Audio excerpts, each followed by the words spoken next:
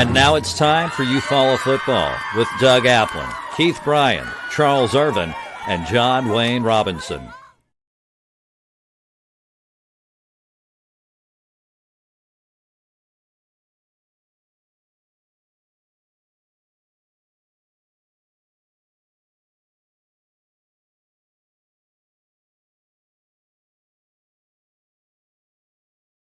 Has moved out, and it should be a pretty good play-in surface for the Tigers and the Montgomery Catholic Knights. The first ever meeting between these two teams. Montgomery Catholic has been the hot team in the Montgomery area the last few years. Montgomery Catholic rides a 17-game winning streak coming into today's contest. They were the 4A state champion last year. They have gone undefeated in the regular season 4 out of the last 5 years, including the last 3 in a row. So they finished the regular season 10-0 and then lost in the playoffs 2 years ago. As we said, won the state championship last year. They lost in the state semifinals 2 years ago. They lost in the actually, they lost the semifinals the previous 2 seasons in a row. Lost in the state championship game back in 2020. But it's been an impressive 10-year run for Montgomery Catholic. They bring a lot of good-looking athletes in as they warmed up down there before the game. They have a big coaching staff. They have a lot of athletes, a lot of good-looking athletes, and look pretty good on special teams. It'll be a tough matchup for the Tigers tonight. It'll be the best team the Tigers have played so far this year. Of course, the Tigers come in 1-1 on the season. Impressive victory last week over Russell County. That was a must-have game for the Tigers after dropping the first game here at home against Booker T. Washington. But the Tigers overcame the mistakes that they corrected the mistakes they had against Booker T. Washington that first week. Went on the road last week against Russell County. It was a back and forth affair through the first 2.5 quarters, tied at 14 at halftime. Of course, the Tigers took a 7-point lead in the third quarter, only to see Russell County come back and tie it again. The Tigers never trailed in that ball game, ultimately winning 34-21. But it was really the Tigers' coaching staff's adjustments in the second half that really won that football game. Russell County's got a good football team now. They're 2-1. The only loss being to Eufaula as they were victorious last night over Wetumpka, 21-17. So Russell County, a good team. Tigers played well to beat them by 2 touchdowns on the road. It was really the Tigers' rushing attack in the second half that really went a long way towards winning that game. The Tigers did throw for 193 yards in the game. Ty McCoy with an excellent game. He went 12 of 16, 2 touchdowns, 193 yards. He added 70 yards on the ground. Leading rusher in the game, of course, was Jalen Wright out of the backfield. Wright finished with 15 carries for 105 yards. He had including a 39-yard run. Ty McCoy, we already mentioned, 70 yards on 17 carries, including a 31-yard run. That was on the last possession of the game when the Tigers were really trying to run the clock out. Overall, in the last 3 possessions, beginning midway through the third quarter, the Tigers rushed for 180 yards to finish that game at Russell County. And the last possession was all on the ground. The next to last possession, only one pass put in the air. So it was really Russell County knew what was coming, but they just couldn't stop the Tigers. The offensive line did an excellent job in that game, as did the running backs run hard. Perry Denard, a sophomore, had 5 carries for 64 yards. In that last drive, it was McCoy and Denard in the backfield, a pair of sophomores, that really finished that ball game off. Victorian Slaughter, his usual solid game, 6 carries for 58 yards, including a touchdown. He ran hard. One thing that noticed against about the Tigers last week in particular, and I had the opportunity to watch the game with the broadcast crew from Columbus, and they were very impressed with how the Tigers even the receivers, running backs, quarterback, they all finished going north and south. They never went down sideways or backwards. They always finished their run strong. And having watched a high school football game last night, that was not the case. That is coaching, I'm sure. Coach Jernigan and the rest of the coaching staff doing a good job with these young men, teaching them how to play fundamentally sound football. So congratulations to all of them on a big win last week. Leading the way through receptions was Zakai Steele, 5 receptions over the century mark with 110 yards, 2 touchdown receptions, including a long of 38. That was the first touchdown of the game. It was a very unusual play, as it was intended for Forte, number 8. He came across from the right side, running what looked like a post, steal came from the opposite side, from the left side, and the ball was tipped, intended for Forte, and it fell into the waiting arms of Zakai Steele. Steele caught it and raced the rest of the way into the end zone for a big touchdown to put the Tigers up early 7-0. As we said, Tigers never trailed in that game. As they led 7-0. It was tied at 7. It was tied at 14, tied at 21 until the Tigers took control in the second half. DeVos had 4 receptions for 38 yards. As we said, Jalen Wright led the way rushing. He also had 1 reception for 17 yards. Forte, 1 reception for 14 yards. And Torian Slaughter, 1 reception for 6 yards. Altogether, the Tigers nearly made it to 500 yards of offense in that game, and a very impressive outing. It was 490 total yards of offense on 71 plays, 193 yards passing, 297 yards through the air, 24 first downs for the Tigers to 12 for Russell County. 4 of 8 on third down efficiency for Eufaula last week. They held Russell County, and I didn't know this till I saw the final stats, 0 of 9 on third down. Now, Russell County did convert 3 of 4 on fourth down, but 0 of 9 on third down for Russell County. Russell County with a turnover. Eufaula played clean football, no turnovers, so no fumbles, no interceptions. They did have 10 penalties in the game, but we'll take a clean game tonight today with no turnovers in this game. It's going to take a clean game, Doug, to have a chance against a very talented Catholic team who has a lot of good history on their side recently. Yeah, they're coming off a 4A state championship, and a lot of folks said they could have probably competed in the 6 and 7A very well. So we'll see. There's a lot of people that already gave them a nod for the 5A championship this year without even playing a game in 5A. So it'll be interesting to see. They do have the athletes and the facilities. They have what they need over there, looks like, to make a successful program. But good-looking athletes, but it's all going to come. It's going to come down to the X's and O's. Like Jarrell said yesterday, they like to put their best 11 out there. They don't do anything fancy. They just say our 11's better than your 11, and you got to stop us. Yeah, you mentioned being good enough to win the 5 or 6A last year. That's kind of proven true if you look at their schedule. In 23 and in 22, they opened the season with McGill-Tulane out of Mobile, and Eufaula and McGill, as far as I know, have never played, but we played the other 2 private schools there on Shell Road in Mobile, St. Paul's and UMS Wright. McGill-Tulane is typically a notch above those 2 schools, and the last 2 seasons, Catholic last year 21-0 over McGill-Tulane, and then 2 years ago 42-21. So a pair of 21-point victories over McGill-Tulane for this Catholic bunch. Yeah, there was a lot of talk about the 5A Region 2 this year going into it. Everybody expected a strong Charles Henderson team. They knew Eufaula was supposed to be rebuilding some. Carroll was there was a lot of talk coming out of Ozark about Carroll, and when you added Andalusia and Catholic to the bunch, everybody was kind of saying keep an eye on that 5A Region 2. Not shaped up so much after being able to see some of the games last night. It kind of looks like the winner of this game is going to be in the passing lane for the region championship. Yeah, Andalusia was able to go to Headland last night and win comfortably at Headland. Had a chance to watch at least the second half of the Charles Henderson and Greenville game, and of course it was wet. It was raining to begin the game, and it was super wet the whole night. But it was just a very sloppy game, Doug. I don't know if you had a chance to watch that or not, but just a lot of turnovers. Eufaula's had a little difficulty in the special teams, particularly in the punting game, but both of those teams just could not get a punt off. I know I saw 2 or 3 block punts in the second half alone. They needed one time to give them the ball back, which we saw the Tigers do against Booker T. Washington first week 1. So, but anyway, as we are counting down to kickoff between the Catholic Knights and the Eufaula Tigers, we'll step aside for a commercial break. We'll be back with more Tiger football from the Brown Heat and Air broadcast booth. High atop Tiger Stadium. We'll be back in a moment. Of all the improvements you can make to your home, it could be the most important is not seen or heard, only felt. The ultra-quiet, energy-efficient Carrier Infinity Home Comfort System provides premium comfort with a whole home air purifier that gives you confidence you're breathing healthier air. It's an essential part of any healthy home.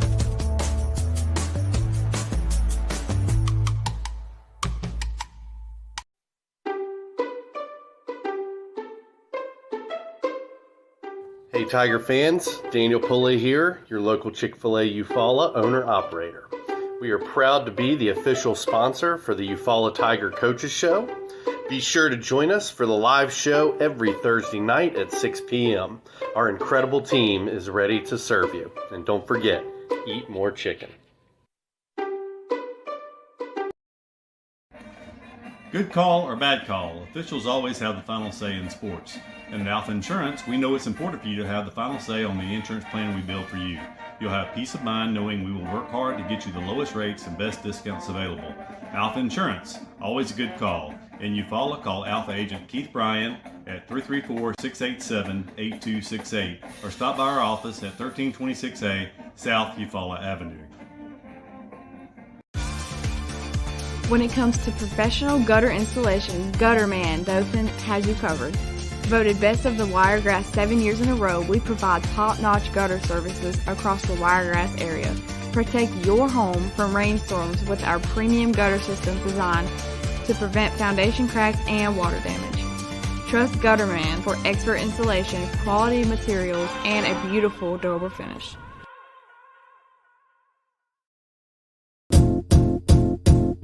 It might seem crazy what I'm about to say. Sunshine, she's here, you can take a break. I'm a hot air balloon that could go to space. With the air, like I don't care, baby, by the way. Because I'm happy. Clap along if you feel like a room without a roof. Attention contractors, is your metal roofing provider slowing you down? Apex Metal Express fills orders within a week. 40-year finish warranty, 17 different colors, and multiple truss styles. Work more and wait less. Since 1953, Flowers Insurance Agency has been protecting you and your assets with policies tailored to your specific needs.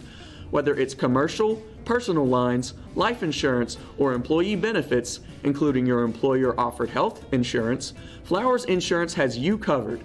With access to over 50 insurance carriers, we provide the trusted service and products you deserve. It's simple. Call Flowers Insurance in downtown Eufaula today and find your peace of mind. Hey, my name is Chris Wilkinson, and I am the pastor of First Baptist Church. We would love to have you come worship with us. Our worship service is 10 o'clock every Sunday morning. You can also go to our website to learn more about our ministries. Hope to see you Sunday, and go Tigers. Spectra Care wants to remind you it's always the right time to talk with children and teens in your life about the dangers of substance and alcohol abuse.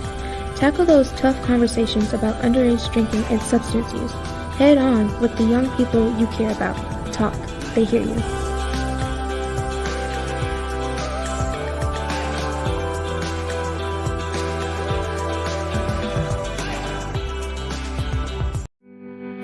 Don't suffer in the summer heat. Benefield's Heating and Cooling in Eufaula has you covered. Locally owned and operated, licensed and bonded, we're your trusted Bryant Factory authorized dealer. And just like Brian says, we service everything we sell. So stay cool all summer long with Benefield's Heating and Cooling. Call 334-695-8039 today and be a cool cat this season. Stephen W. Bryan, candidate for Barber County Commission, District 2, is a big supporter of Eufaula Tiger football. Stephen lives, works, worships, and shops in our county, and his motto is, I am here. He plans to be accessible to the people of his district and will share his personal email and phone numbers. Stephen says, I ultimately will answer my God for the choices I make and take that seriously. I will be teachable, respectful, genuine, a man of integrity, and above board in every decision I make for the betterment of the whole of Barber County. Paid for by the Friends of Stephen W. Bryan for County Commission. Hello, I'm Matt Aver, the new pastor of First United Methodist right here in Eufaula. We'd love for you to join us on Sundays at 10 for worship. We also have Sunday school at 8:45. You can check us out on our social media or our website. We look forward to seeing you. Go Tigers. R.W. Wingate & Company is a full-service accounting firm and a supporter of Eufaula High Athletics. They are located at 102 North Orange Avenue, Eufaula, Alabama, but licensed in multiple states. Richard W. Wingate has over 25 years' experience in public accounting, and the firm's services include personal and business tax preparation, bookkeeping, sales tax preparation, payroll services, audit of nonprofit and government entities, and business consultation. When doing extra is the point, contact R.W. Wingate and Company for your accounting needs.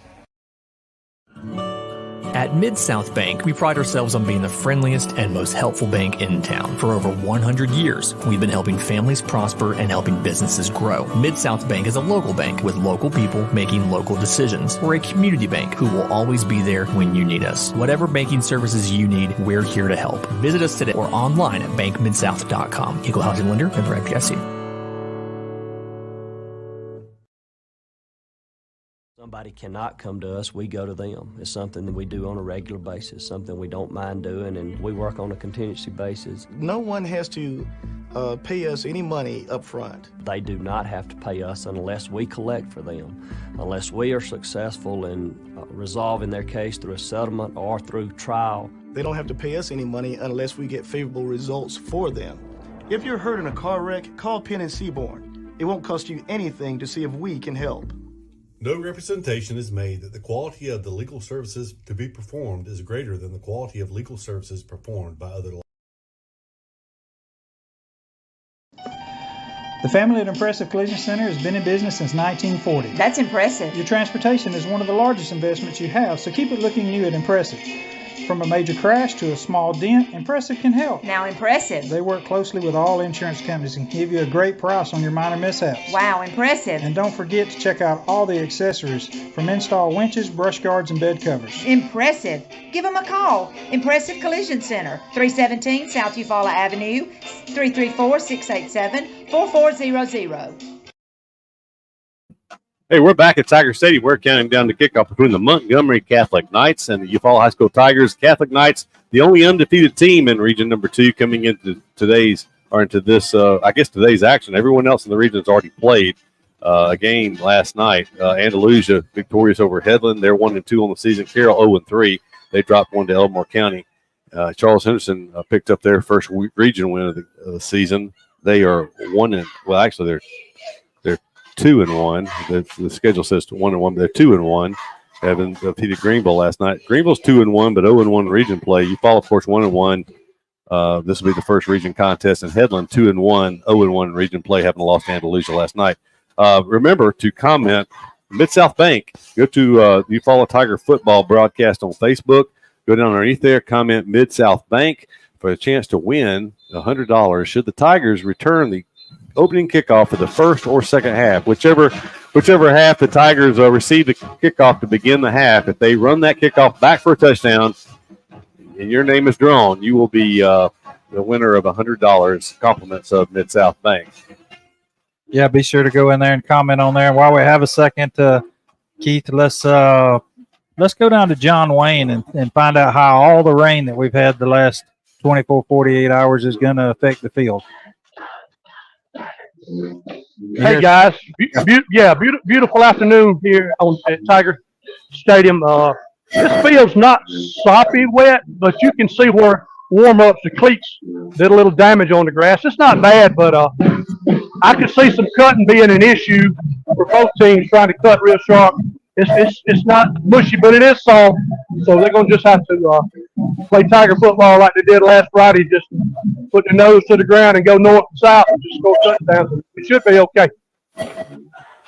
Yeah, do you have any idea what the rainfall totals were here in Eufaula? It was a steady rain all day yesterday and through the night until late this morning. So I don't know what the totals were, but a lot of rain fell.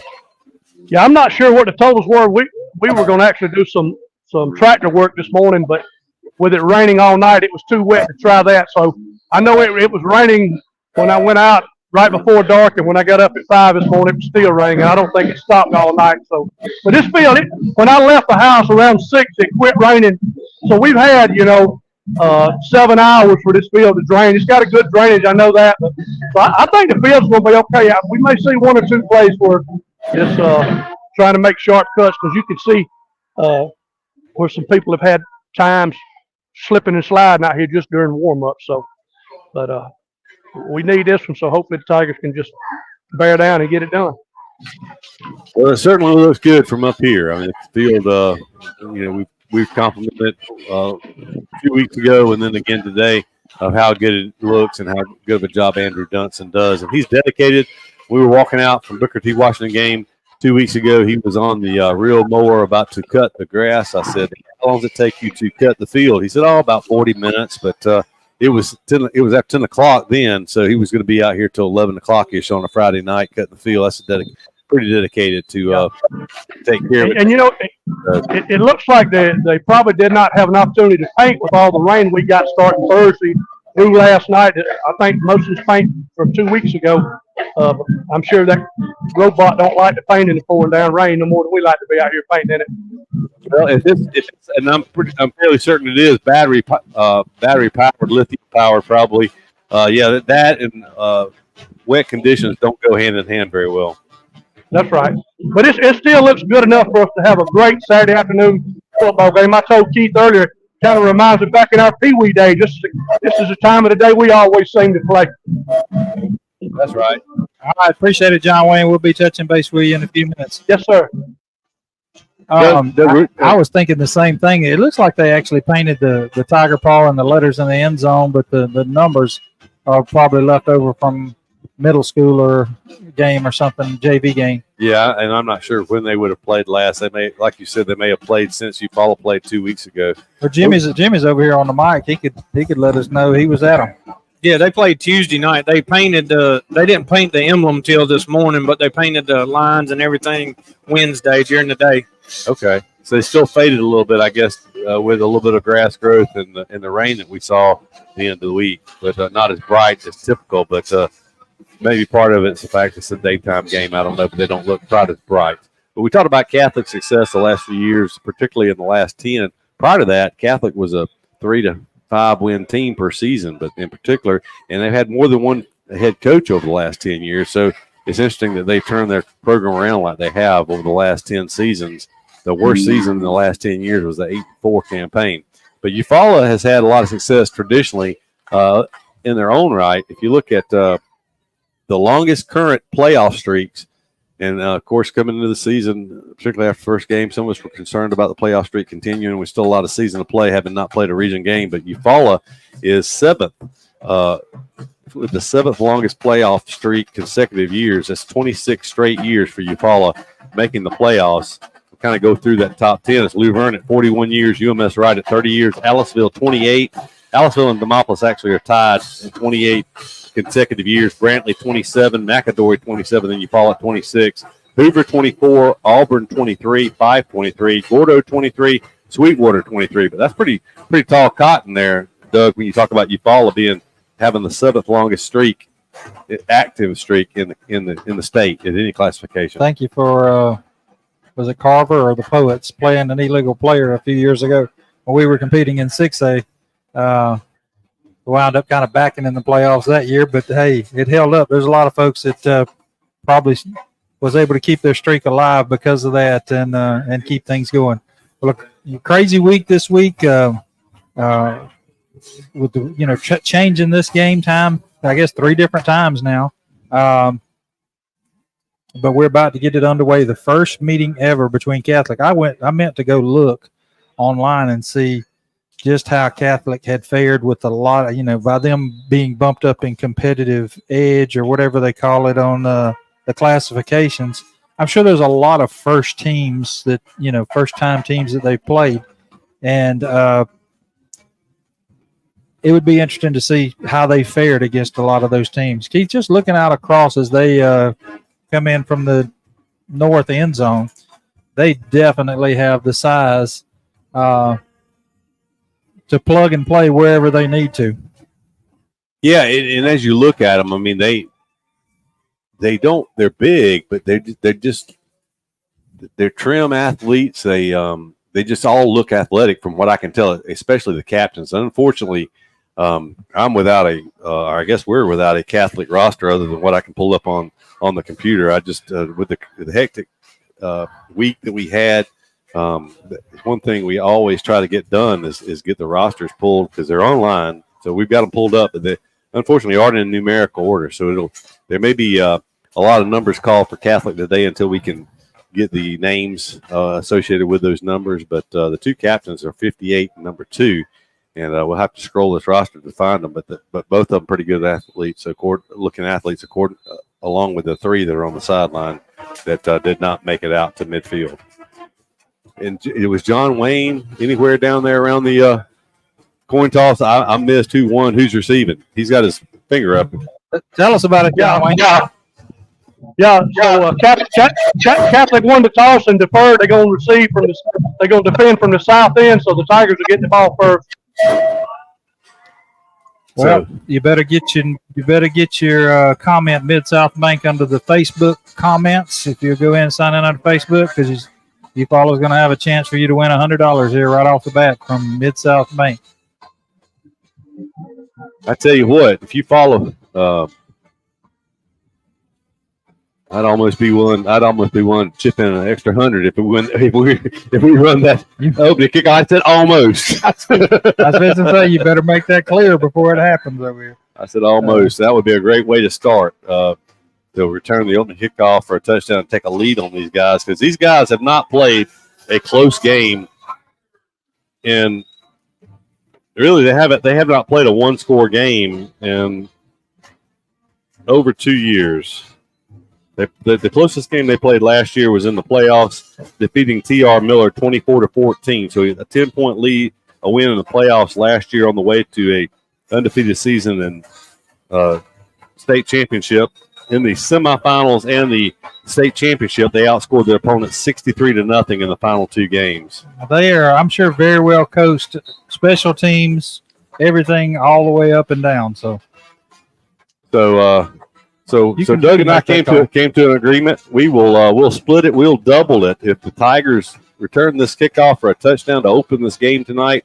If you are registered online, comment Mid-South Bank under the broadcast, and if you will do a drawing. If they indeed do that, we'll do a blind drawing. Whoever is drawn will win $200. So it'll be doubled: $100 from Mid-South Bank, $100 from the broadcast here. So. Tigers making their way out, a new uniform combination that we have not seen. The Tigers typically at home are in the red jerseys, red headgear, white pants, or either red pants, but today we have on the gray pants. So we saw them with gray pants last week at Russell County. They're rolling out the gray pants here at home for the first time, at least in a long time. If we wore gray pants, it had to go all the way back to the 90s. Oh, and I was going to say something. They actually have it turned down, a new sound system installed here at Tiger Stadium. I understand when they were trying it out yesterday, the community center actually called and asked them to turn it down some. It was interrupting classes. So thankful for that. Here's a kickoff. It's going to come down to a Torian Slaughter. I'm sorry, Steele at the 9-yard line. He takes it up across the 30. He'll go down about the 31-yard line. That's where the Tigers will take over. So no kickoff return for touchdown, but pretty good field position for the Tigers to start. It was just a straightaway kick for Catholic. Be 1st and 10 for the Tiger offense from the 31. They're lining up around the 35. They're going to have to back up here. Looks like Catholic is band's going to be one of those that plays the whole time. So good for them. They can do it.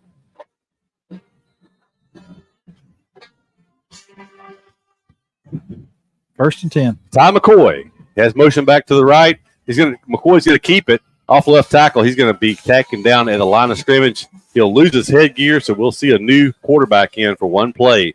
They're going to run in.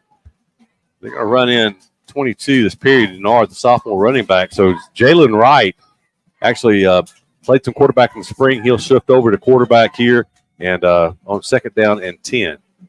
3 wide receivers to the right, 1 to the left, 1 back in the backfield with Wright. He'll hand it off. It's Torian Slaughter. He's going to be taken down at the line of scrimmage for no gain. Number 0 for Catholic on the tackle. He shot through from a linebacker's position to make that tackle. So 3rd down 10, not exactly the way the Tiger offense wanted to get started after a very impressive rushing performance, rushing for almost 300 yards last week at Russell County. It'll be 3rd down and 10 after 2 no gains.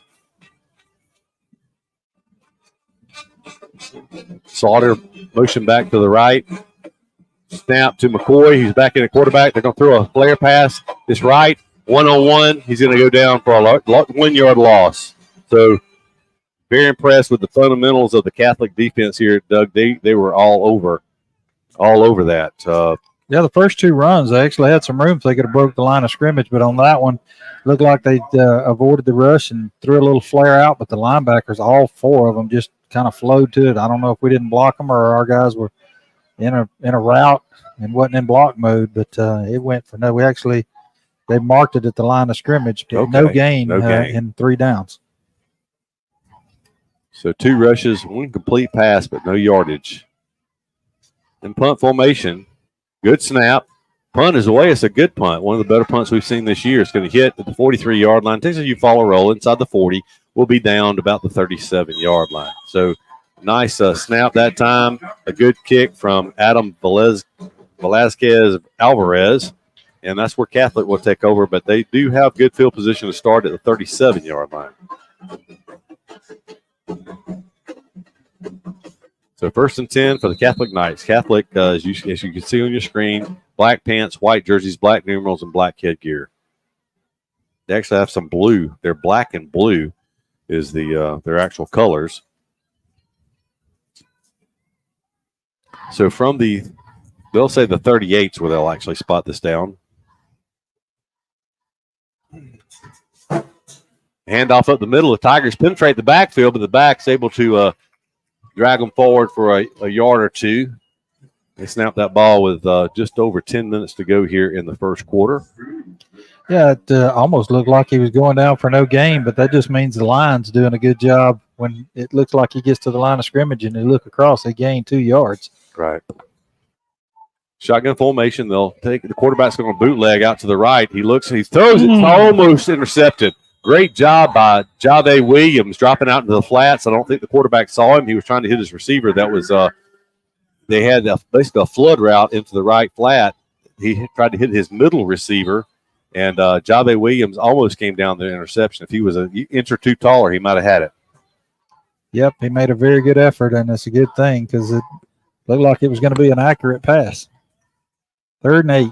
So 3rd and 8 from the 40-yard line. One back in the backfield with the quarterback as he'll take the snap. He's going to hand it off, just a buck sweep to the right. He's going to cut it up inside, but the Tiger defense is there. Great tackle by Jalen Parker, who came up from his secondary spot to make that tackle after a 2-yard gain. So a pair of 2-yard runs for the Knights, an incomplete pass, and they're punting, or at least they look like they're lining up to punt on 3rd down and 6. 3 and out, 3 and out. So we'll see. Steele's going to drop back deep for the Tigers in punt formation. Just like number 31 for the Knights. It's a short punt formation. They're only 10 yards deep. But a punt that's going to be a wobbly punt that'll hit to the right. It actually goes out of bounds. It lands about 3 yards out of bounds. They're going to walk it back up. Eufaula should have the field. That's a bad spot. Bad spot on that one. That's about where it hit. It hit out of bounds about 3 yards out of bounds, right at the 25, 26-yard line. And so it had to have crossed somewhere between there and the 30 at the very least. But they give it to him at the 26. So Tigers take over 1st and 10 from the 26-yard line. 8:49 to go here in the first quarter play, scoreless. McCoy takes it. He'll hand it off to Wright. Wright sweeping the right side. Wright has enough speed to turn the corner. He's going to pick up the better part of 5 yards, depending on where they spotted him. He may have 6. He crossed the 30. They're going to spot him at the 32-yard line. Give him a gain of 6 yards on that play. A nice run, just speed from Jalen Wright as he was able to make the corner. Yeah, the defensive end thought he had him hemmed up on the far side for the Knights, but just speed that time as he was able to make the corner and get around the corner. And I see loose turf tore up over there. So Bill's holding up so far, but it's going to be an issue. They shift over strong side to the left, which is the wide side. They're going to head to right up the middle. He is hit in the backfield, and he's going to go down for a loss of 2. Yeah, number 52, I think it was, crashed down from the left end or left tackle, left side, and he just nailed him in the backfield. Make it 3rd and about 6 for the Tigers. they're shifting their linebackers and coming on some blitzes. If we can ever break that line of scrimmage. McCoy's looking to throw. He has a man out there. If they can connect, out of bounds. It was caught, but was he out of bounds? He was. Nice throw, but the throw just kind of led him toward the sidelines. It was complete. I believe that's Zero's Zakai Steele, but it will go incomplete.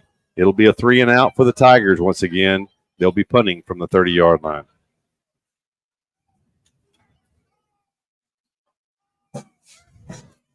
McCoy had time to throw that time. If you could just let him back inside, the Tigers had a big play there.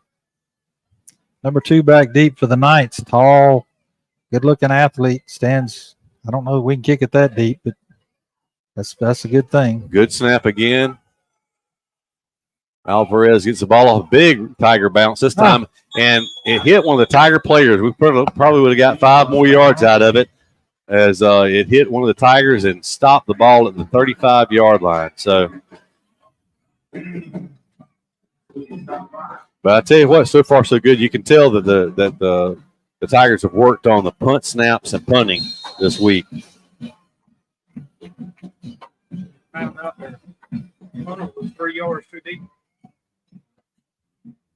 So Catholic takes over their second possession in the first quarter here. 7:23 to go. Scoreless game between Eufaula and Catholic so far. They hand off in the backfield, and Jave Williams is there to stop him after a 1-yard gain. It was good penetration by the Tiger front. They overran the back, but Jave from his linebacker position was there to clean it up. Second down 9. Jave made him in the hole, and he went to stop and just he was sliding down, and Jave just put the helmet right in the chest for a good takedown. 2nd and 9. 4-man front for the Tiger defense. 2nd down 9 from the 36. Shotgun snap. Quarterback looking down the throw. He's going to throw it in the flat on a drag route. Coming across is number 12. He's going to be short of his first down, I believe, by about a yard. He gets to the 44-yard line, a gain of 8. But it'll be 3rd down and 1 from the 44-yard line. That was the intended receiver when we knocked it down on 2nd down last time. Looks like a sure hand receiver for the Knights. 4-man front on a 3rd and less than a yard. You're going to hand it off to the backfield. He's going to have his first down. He goes straight up the middle and gets across midfield to the 49-yard line. That's a gain of 7. 3rd and 1. The Knights pick up 7. That is the first down of the night for either, or for the day for either team. That comes with 6:16 to go here in the first quarter play. 1st and 10 Knights. They'll say right at midfield, so call it a gain of 6. But a first down, nevertheless, at midfield. Handoff, number 8, rushing the left side. Good penetration, good flow from the Tiger defense, but he'll still pick up 2 yards to the 48-yard line. They'll stop the clock. They'll stop the clock for a heat timeout. With that time on the field, we'll step aside as well. Be back with more Tiger football after this commercial break. Easy Metal Building Kits, pole barns, and metal roofing supplies. APEC Metal Express carries multiple kit sizes and colors with at-home DIY instruction. APEC Metal Express, fast delivery, superior quality, excellent customer service. With the world changing all around us, everyone needs to be covered by insurance. So give Eric Glover with the Glover Agency a call and talk with Eric about auto, home, life, or last week's football game. Whatever your insurance needs, let Eric talk to you about being covered. The Glover Agency is located at 145 East Broad Street, Eufaula, Alabama. Call 334-687-0358. Benny Whitehead Incorporated has called Eufaula home since 1965. Today, the family-owned business owns and operates 119 tractors and trailers and employs over 150 people. Benny Whitehead is nationally known as a leader in safety and keeping the air clean and fuel consumption low. Benny Whitehead Incorporated loves Eufaula and would like to wish Lakeside and Eufaula safe and successful seasons. Hey, we're back. Tiger Stadium. Scoreless game between the Montgomery Catholic Knights, the defending 4A state champion, and the Eufaula Tigers. Opening game of region play for both of these teams. 2nd down 8 for Catholic from the 48-yard line of Eufaula. They just, on the 2 plays back, picked up the initial first down of the game for either team, as we're under 6 minutes to go in the first quarter, 5:56. Second 8, shotgun formation. They'll take it. They'll deal it to the running back. He's got running room on the left end this time. He's in the secondary. A lot of speed. He's going to be drugged down from behind on touchdown saving tackles. Joining up on the tackles, Ben Jackson along with Thomas Hill, but he'll get inside the 20 down to the, I believe, the 18-yard line, or 31-yard run that time. Number 8, we'll try to get a name to go with that number because he's there. And now a flag comes down. It's going to be a legal procedure. The initial flag of the night or the day, it'll go against Montgomery Catholic. But that running back at that time, a lot of speed once he hit open field. Yeah, and they're not doing anything fancy. We heard a lot about the quarterback and trying to hem him up. He's not even been really involved other than handing it off. They're just what Jarrell said. Just they come out with their 11 and say, here's what we do. Stop it.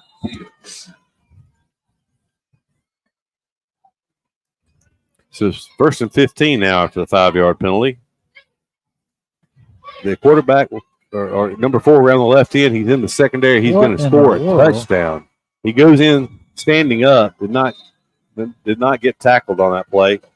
So Catholic is going to score the first points of the game with 5:20 to go here in the first quarter. And we had a defender over there. I'm not going to call his name, and I'm going to say it was because of the wet ground, but he just went by him like he was passing him on a sidewalk. There wasn't much resistance there, but the Knights are first on the scoreboard. From 17 yards out, here's the point after touchdown. There's a snap. Kicks up. Kick is good. So with 5:20 to go in the first quarter play, the Catholic Knights have gone up by a score of 7-0 over the Eufaula High School Tigers. That was a 6-play drive that covered 65 yards and scoring from 17 yards out, where the Catholic Knights take the 7-0 lead. Yeah, a couple of big plays there. After the heat timeout, they went over, saw something obviously, and made some adjustments, and it worked, Keith. 2 plays, I guess 48 yards. 48 yards in 2 plays, 17 followed by, 31 followed by 17. So trying to find the names to go with these numbers for Catholic, but the roster is in alphabetical order, not in numeric order. So Jamarion Williams, listed as an athlete, 5'11", 185, who scored that touchdown. That kickoff is going to go into the end zone for a touchback, and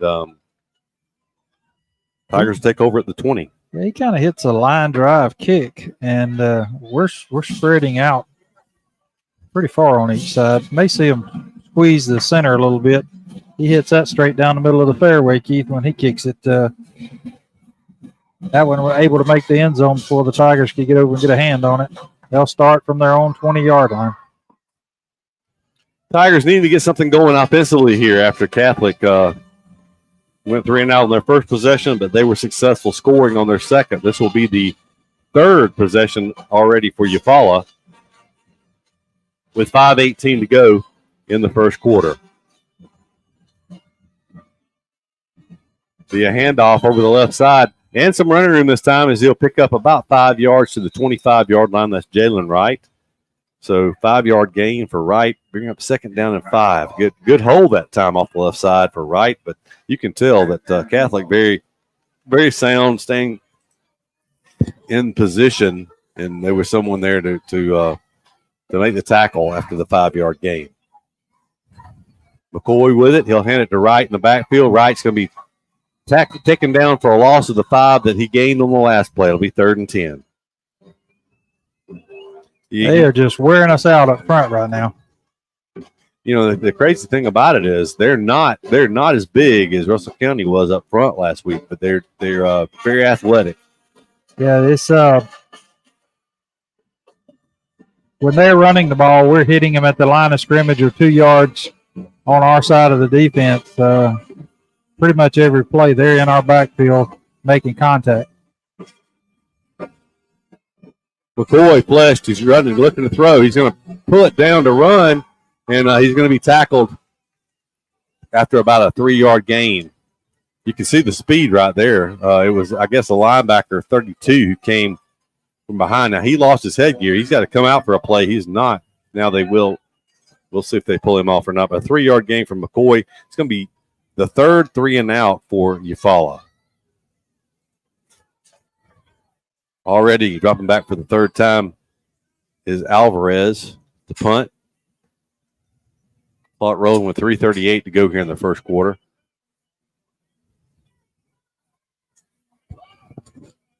Fourth and 7. That's a good snap. Alvarez gets it away. This is going to be a shorter kick. It kind of goes up, knuckleball. No big Eufaula bounce this time. It actually takes a slight Catholic bounce. They're going to start with great field position, 1st and 10 from the 42-yard line, only 19 yards on that punt. If I tell you, if their rusher on the right side put a little pressure on him, our kicker's going to kick it right into the back of the up back. I don't know if he needs to back up a little bit more or blockers need to come up a little bit more. And that was a little disappointing there, Keith. They did not look for that ball at all on the punt. That hurt us in the first game, not finding the ball off the kicker's foot. So the Knights in good field position in the Tiger territory at the 42, 1st and 10 with 3 minutes and 19 seconds to go in the first quarter. Already leading 7-0. The Knights looking for more from good field position. They'll hand it off the left guard. Gain of 3 yards down to the 39-yard line. Goes number 8 for Montgomery Catholic.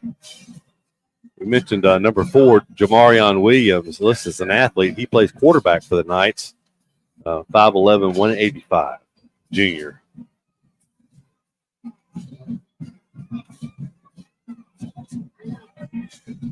Second down and 7. Movement up front for the Tigers. They get back on sides. Catholic in a fairly tight formation. They have I guess you'd say a slot to either side, but they're very close to the line of scrimmage. Number 8 around the left end. He's going to take it forward. He'll be short of his first down as he picks up only 4 yards. It looked like he was going to have a much larger gain than that, but Eufaula did a good job of closing it down. Held him to a 4-yard gain. It'll be a possession play here, 3rd and 3. But from the Tiger 35-yard line, probably already 4-down territory for the Knights as they lead 7-0. Eufaula still looking for their first down of the game. Knights take it. They hand it off in the field. The first positive thing that happens for the Tigers due to the wet field, number 8 slips down in the backfield. He'll lose 2 yards back almost to the 37-yard line. So they're going to go for it. The Tiger offense hadn't moved the ball at all, so probably not a bad call by the Knights to take a chance and go for it here as their defense is doing well. So 4th down and 4, we'll call it. Almost 5. A long 4, short 5, we'll call it, from just inside the 37-yard line of Eufaula. They're going to take a timeout and punt, I think. They tried to draw Eufaula off twice. Didn't work. They're going to take a timeout. Let's take a timeout, too, and take one quick commercial break, and we'll be right back after this commercial break. The family at Impressive Collision Center has been in business since 1940. That's impressive. Your transportation is one of the largest investments you have, so keep it looking new at Impressive. From a major crash to a small dent, Impressive can help. Now Impressive. They work closely with all insurance companies and give you a great price on your minor mishaps. Wow, impressive. And don't forget to check out all the accessories from install winches, brush guards, and bed covers. Impressive. Give them a call. Impressive Collision Center, 317 South Eufaula Avenue, 334-687-4400. Here we're back at Tiger Stadium. 4th down, we'll call it a short 5 for the Catholic Knights from just inside the 37-yard line or just outside the 36-yard line of Eufaula. They call timeout, so they send the offense back out on the field. So Williams will come back in at quarterback. It is Zaylen Jackson, the speedy tailback, 5'8", 175. They're both juniors for this Catholic team, and they'll go for it here. One back in the backfield with the quarterback, Williams. He'll take the snap, looking to throw. He's going to be a throwback. Eufaula defends it well. If they can make the tackle, and they do, it's going to be a loss of yardage on the play as that pass was complete to number 6. But making the tackle, it looks like it's going to be coming off. I believe it was going to be Jalen Parker along with help blowing out from his defensive end position, Kevion Lemon. So at the 40-yard line, that's a loss of 3. And on the completed pass, and the Tigers defense does their job, they'll get it back. Good job by the Tigers there. As well, we're going along, the crowd filling in. For all my golfing buddies, Bill Haney just walked in the door, so they'll understand that with 2 minutes to go in the first quarter. A speed sweep around the left end does not work. It actually was that little pop pass, like a speed sweep. That play loses 3 yards. Well, it almost looked like we had a little bit of a speed advantage the first couple of plays, but not so much now. We're going to have to get vertical on them. Under a minute to go. We'll keep it here at the end of the first quarter and go down to John Wayne and find out about the turf. Ty McCoy, the sophomore quarterback, has Jalen Wright flanked to his right side. He has the slot to the right, slot to the left. So 4 wide receivers in the game for the Tigers as McCoy takes a snap, looking to throw. He's looking down the right side. He's going to throw it. He's going to overthrow everyone as it was good coverage. It was intended that time for Zakai Steele. But they were not on the same page. Steele cut it off after about 10, 12 yards, and McCoy let it go deep. So that stops the clock with 31.7 seconds to go here in the first quarter. It'll be 3rd and long, 3rd and 13. Eufaula still looking for their first down of the night as Catholic leads this game by a score of 7-0. Incomplete pass, 31.7 seconds left to go in the first quarter. Tigers desperately need to make something happen here. McCoy takes it. He's looking to throw. He's going to flush from the pocket out the right side. He's got some running room. He's got a man to beat, though, and that one man, a linebacker, sat down, held his ground, brings McCoy down for a 1-yard gain. So Tigers go backwards by 2 yards on this possession, 3 and out again for the Tigers. That will keep the clock running, so that should end the first quarter play with the Tigers trailing the Knights 7-0. 5 seconds. They won't get this one off. So let's go down to John Wayne on the sideline and find out what's going on with the turf and the Tigers not able to get a first down. Take it away, John Wayne. I don't know how much the turf is having to do with these first downs, but their defensive line's having a lot to do with us not being able to get a first down. Their defensive line's very disciplined. They do a lot of swapping around, stunting, crisscrossing. I noticed this linebacker 0 they have. Very athletic linebacker, and he always is lining up on the strong side of the field.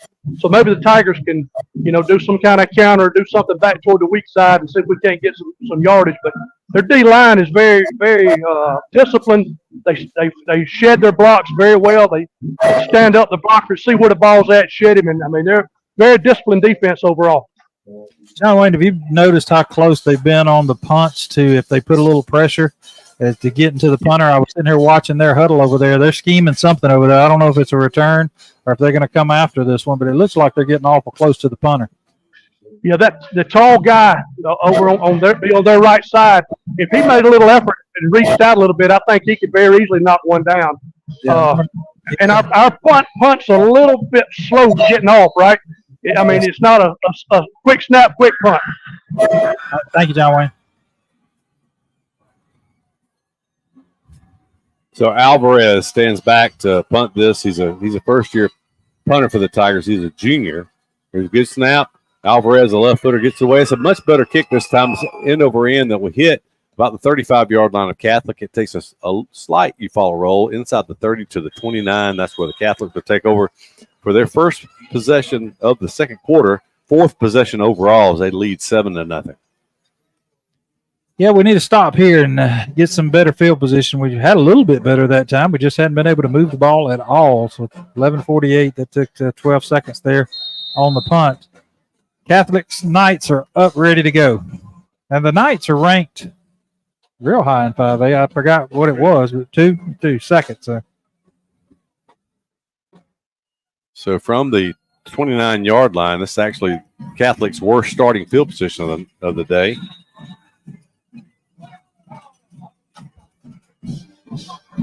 They'll run it straight off right tackle. That's a nice gain up to the 36-yard line. So they had give him a 7. Double teaming Williams out here on the receivers. His helmet came off. He had to come out of the game. They were working him pretty good over here, way away from the play, but they just lowered the head for 7 yards that time. They're going to hand it off once again up the middle. Going to be right near the first down marker. Give him the first down. Give him a gain of 3. And it'll be first down. That was Zaylin Jackson, the junior running back, number 8, 5'8", 175. First down for Catholic. Keith, Eufaula hadn't fared well. Only 2 that we're aware of Saturday games ever. One against Park Crossings a few years ago, and then the one Valley years ago after the hurricane came through and we had to play it on a Saturday afternoon. That kind of looked a lot like the old Valley, just lower your head and go for it. They didn't move the chains. I was sitting here watching, waiting. Does that not say first down? But it says second, but it would have to be chains third. Not it would be third at the very least. It run 2 plays. It is very. I would think it's a first. It looks like it's touching the 38, and that would be a first down. If it's not, it's by an inch or so. You can zoom in on that one and get the measurement. I had conceded it myself, but when they didn't move the chains, I was wondering. Well, they're stretching the chains, and I need to look to put the binoculars. I think it's a first down. Yep.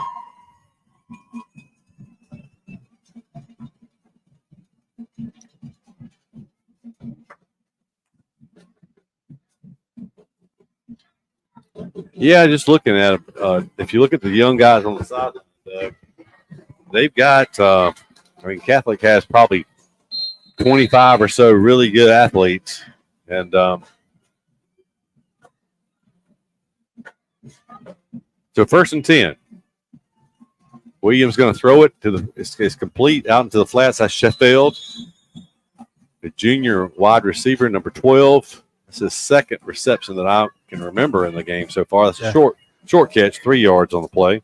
Yeah, a lot of people, folks, is not familiar. Catholic is private. They play in public, and they do that 1.3537 multiplier. But when you hear a lot of people fussing about private, the way they can cherry pick, you can draw a circle around Montgomery Catholic. They're one of the ones that do it well. But they play within the rules. Williams throws a deep pass, has a man there, and it's going to be incomplete. Great job fighting for the football. Let's see I think it was Taiwan Turner who, oh my goodness, they called it a catch and a fumble? That was not a catch.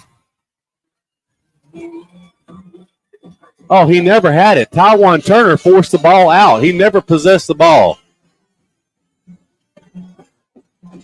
Certainly would need a replay on that one. Well, the computer's shut down next door over here, so I wasn't talking about a review. I'm talking about a review. I didn't even actually pull it up. That was I think. Let's see. So that would be a 62-yard touchdown play. They're talking about that was. He confirmed it.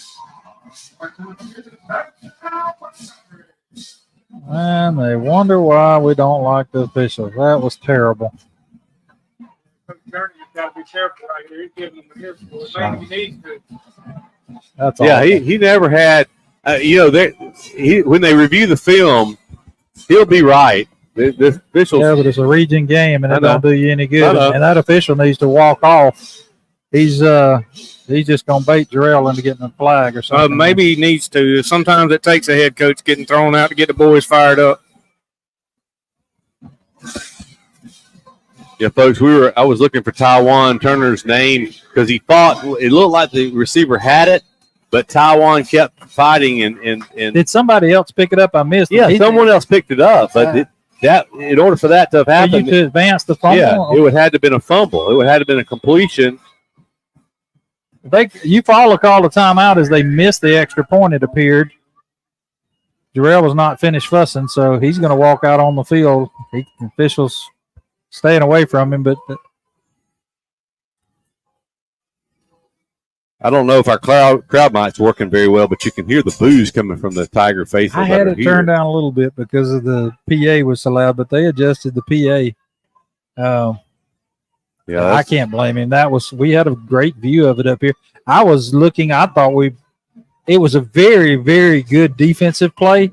I have seen pass interference on that, but it was just a good defensive play. I don't think it was pass interference.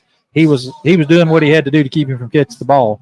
That's right. And he got his arm in there. We saw the ball. He never tucked it in. It would definitely been incomplete on the other games being played today on the college level and tomorrow in the NFL. It would have been because he didn't complete the catch. Well, he just kind of swiped it and it hit the ground and bounced. It didn't even bounce right there next to him. A lot of times you see it where it may hit his chest and bounce up in his chest and or something like that, and they have to look at it or anything. That ball shot forward, and wasn't even close. So, geez, he didn't even slow it up on the catch. And we're going to be offsides here. He missed it again. Oh, they said good. They said he kicks it good. So how many yard pass play was that?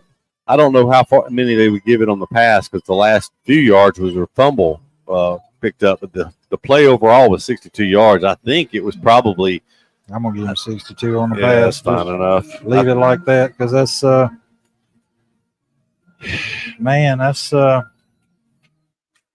that's kind of cooking you'd expect in Ozark, Alabama way.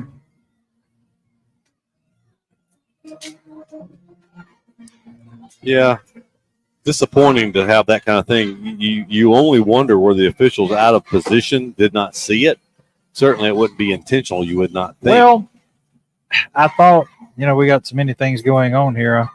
If nothing else, you may be able to stop it on one of your broadcasts. I'm sure you can on the YouTube side, Facebook side. You may have to go back, but with 9 minutes and 56 seconds to go in the second quarter, you could pull it up and look at it yourself. Yep. Kick into the end zone. So the second touchback of the first half. The Tigers trail by 2 touchdowns now. It has to go out of the end zone, but didn't the kid pick it up and run it across? But in order for it to be a touchback, it would have to go out of bounds. It would have to go out of the back of the end zone or out of the side, but go across the goal line and then go out. If it just goes into the end zone and recovered, it's a touchdown. If it's recovered by the offensive team, it would be a touchback if it was recovered by the defensive team. 9:56 to go. Going to hand off. No, keeper by Todd McCoy. He is tackled in the backfield.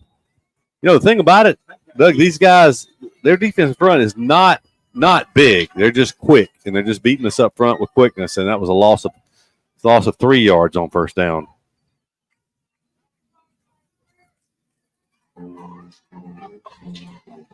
Tigers made very good adjustments last week on the road at Russell County. It's going to take some good adjustments again to be able to come back in this football game because Tigers still looking for their first down of the first half. It's going to be a tunnel screen and not even making it back to the line of scrimmage or barely making it back. No gain on the play. It was complete to Torian Slaughter. Well, number 52 for them, if he'd have been playing on Saturdays on that play, would have probably been watching from the locker room as he lowered his head into Slaughter. Pretty good there, but no flags, no kicking them out at high school level, I don't think.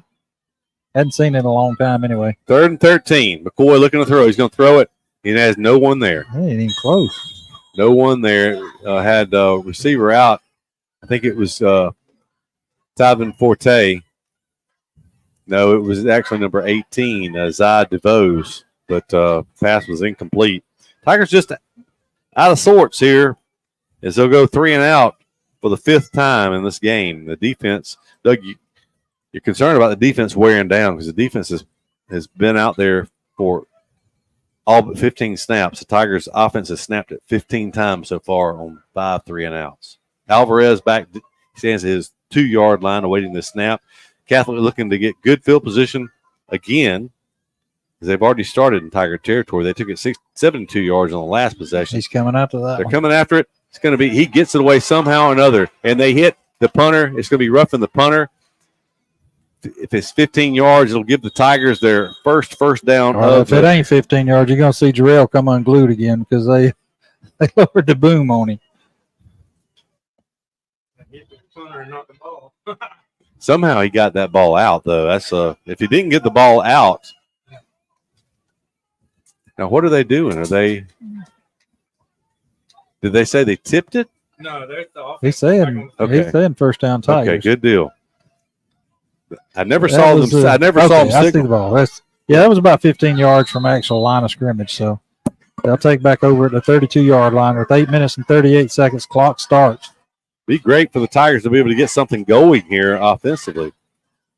Then have to throw the ball some on first down to try to loosen up this Catholic front. Going to throw it out in the flats. It's complete slaughter. And my goodness, 0. We're going to have to get he is very active from linebacker's position. This is still a nice gain on that play. We'll call it a gain of 6.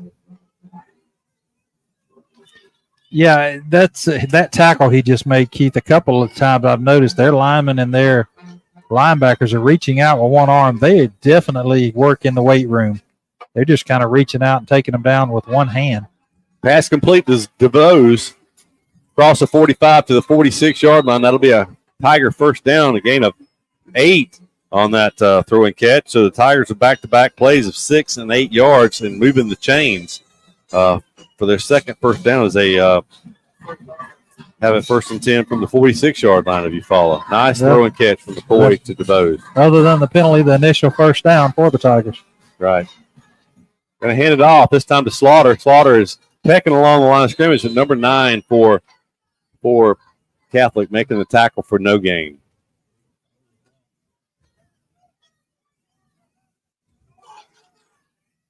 That is Camden Miller. He is a linebacker, a senior, 6'1", 215, making the tackle for Catholic.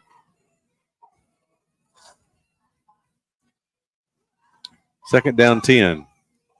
Tigers going to keep it. McCoy's going to keep it. He's in the open field, 45, 40. Cutting back. You can see the wet field, but he will have a Tiger first down as he takes it inside the 40 to the 36-yard line of Catholic. So from the 46 of Eufaula to the 36, 18 yards from McCoy on that run. Thought we'd get a few extra there as it looked like the hand came across the face mask on the tackle, but no flag. First down Tigers. McCoy's going to keep it again. He cuts back. He gets free. 35, 30, 28-yard line. He goes out of bounds. So he was tackled way out of bounds. Whew. McCoy with 9 yards on that carry. He'll be just short of his first down.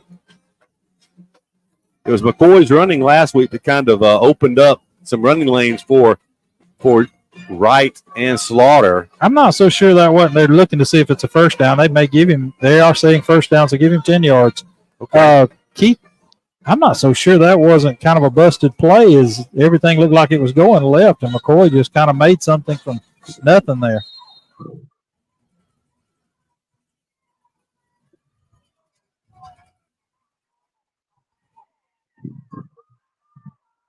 Handoff in the backfield. My goodness, just a wave met in the backfield. That's going to be a loss of 2. Handoff to Slaughter, but he had no chance as there were 5 Catholic Knights. Just the wave caught him in the backfield as he received the handoff. Timeout, 6-minute timeout. We'll take a timeout too from the Brown Heating and Air Conditioning broadcast booth and be back right after this commercial break. When it's football time, we at First Franklin Financial are big fans of our local teams, just like you. We've been part of the community for over 75 years, and when you need money for repairs or emergencies, we'll help you play offense. We offer fixed-rate loans up to $15,000 with easy payment plans and fast approvals. Visit 1ffc.com to find the location near you. Legal, all loan terms and applicable APRs depend on meeting our underwriting and income criteria for the loan size requested and may require collateral.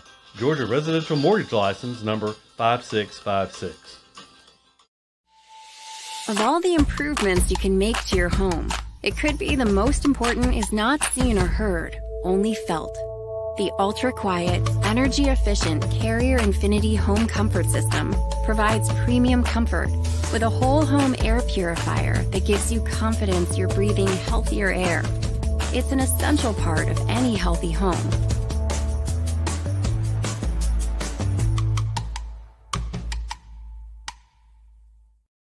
We're back at Tiger Stadium. Tigers on a little bit of a drive. They lost 2 yards on the previous play, but 2nd and 12 now from the 29-yard line of Catholic.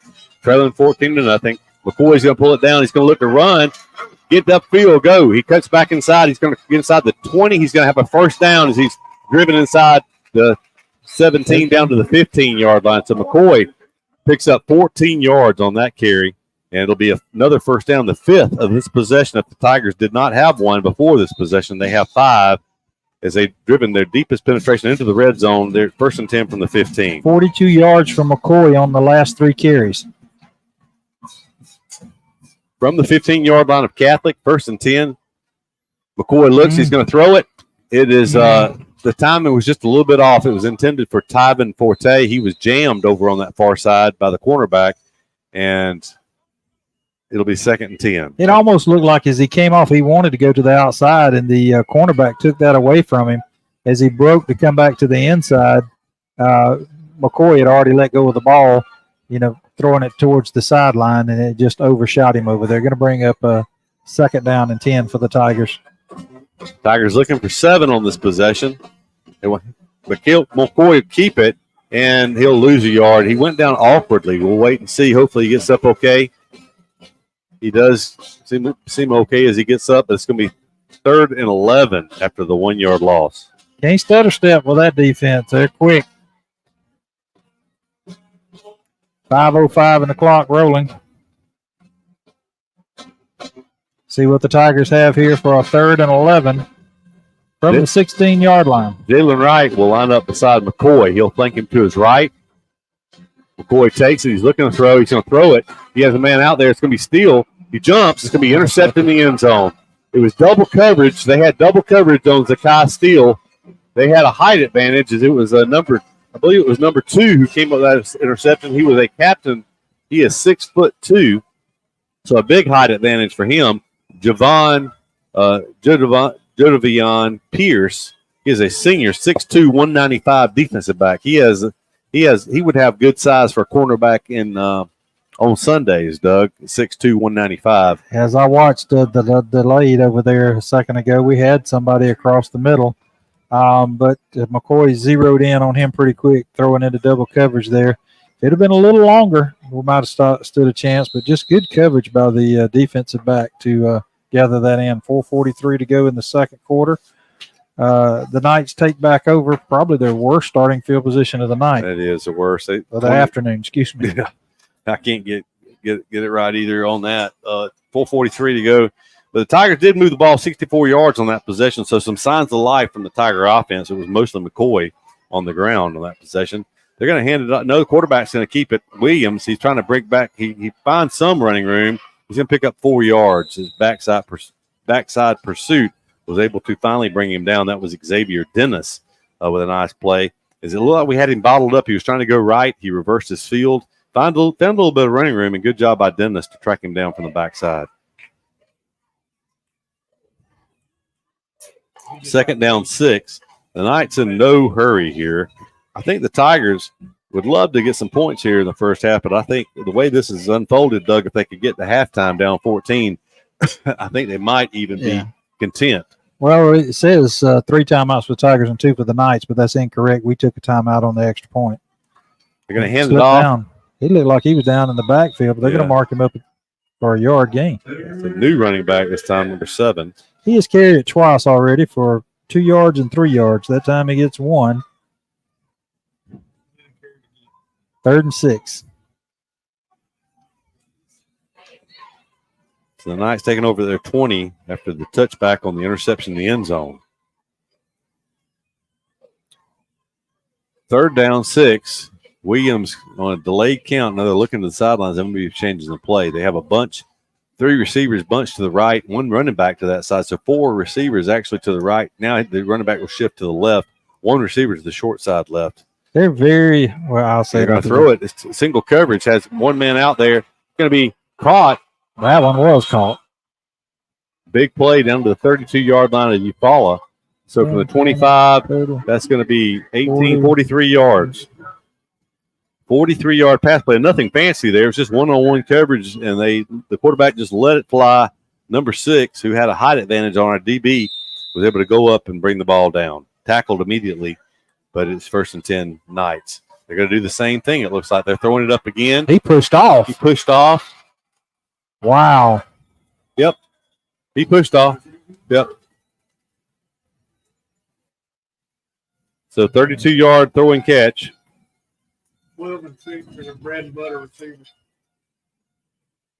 So 80 yards and 4 plays for Catholic. That looked way too easy on that possession.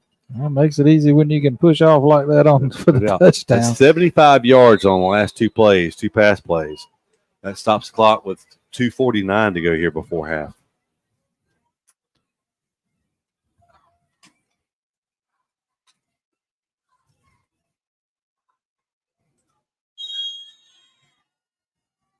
So the point after touchdown is good. That makes the score 21-0 in favor of Catholic. So I have a question for you, Doug.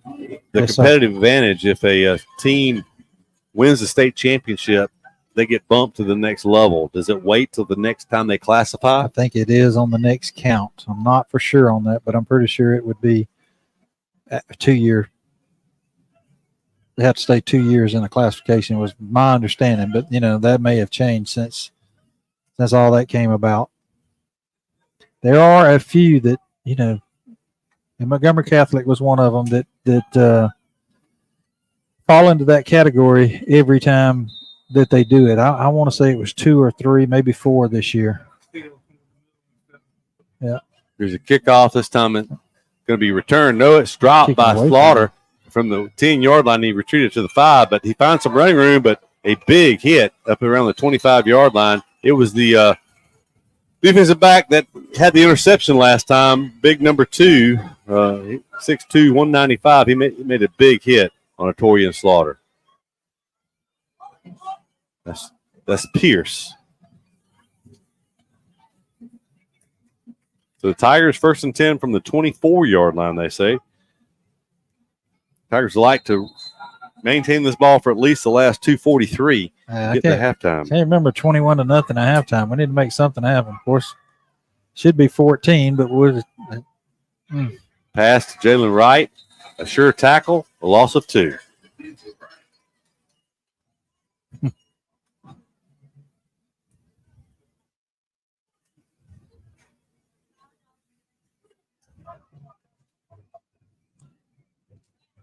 So it'll be 2nd down 12. That keeps the clock in motion on the complete pass. 2:19 and counting.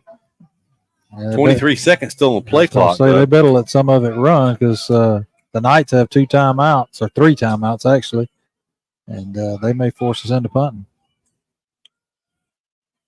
Low throw intended for Forte, but incomplete. It'll bring up a 3rd down and 12. I don't know if he was thinking about the interception or the pressure in his face, but that time he did not real close to. Our receiver didn't stand a chance on that. That stops clock with 2 minutes and 1 second. You got to think if you're the Knights now, whatever the Tigers do here, if they run it, keep it going, or complete a pass, you may take a timeout. It says 2 on the board, but they have all 3 timeouts left.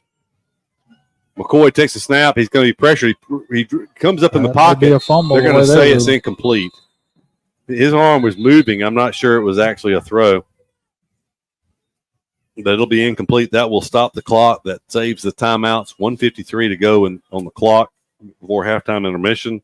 So the Tigers kept it for 50 seconds on that possession and lose 2 yards. So the Tigers have gone 3 and out 5 times tonight. They did have 64 yards on their previous possession before an interception in the end zone gave it back over to the Catholic Knights. 3 straight pass plays on that possession, netted -2 yards. So 4th and 12, low snap. Alvarez gets it away. It's going to be a kind of a knuckleball that will hit at the 50, but it takes a Tiger bounce. It rolls about 9 yards into Catholic territory. It'll be down at the 41-yard line. Elliott Clayton would down it for the Tigers. So that's where the Knights will take over 1st and 10 with 1:43 to go here in the first half.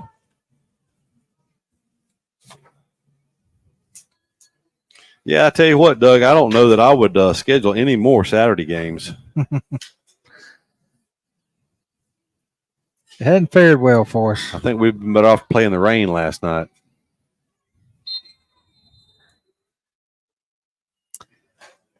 Catholics huddled up on their sideline as they start the play clock.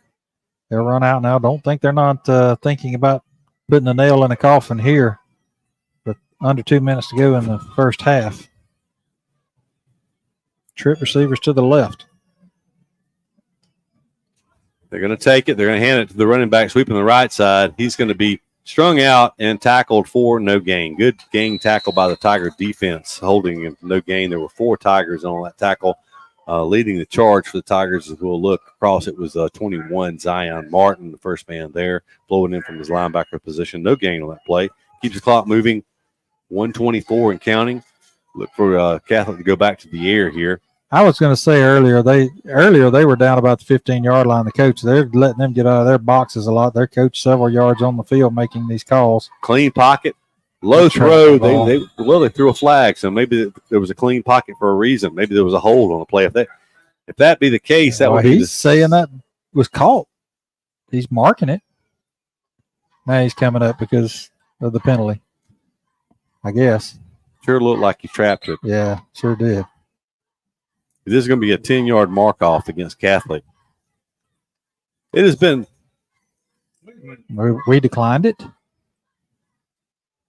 Apparently, they called it incomplete. So he said. So that brings up 3rd and 10. 3rd and 10, 1:08 on the clock. Williams throws it out into the flat. The running back's going to be, wide receiver, actually, number 6, is going to go down, keeps the clock in motion at the 46-yard line. That's a gain of 5. I thought we declined it because we might have wanted to try to get the ball back, but we didn't. We didn't take a timeout, or did we? Yes, we did there. So they're lining up to go for it on 4th and 6. I guess we declined it and took the down as an incomplete. Yeah. Which stopped the clock, and would be one less play for them if we're trying to get the ball back, as you said. And it being 4th down, looks like they're gonna go for it here.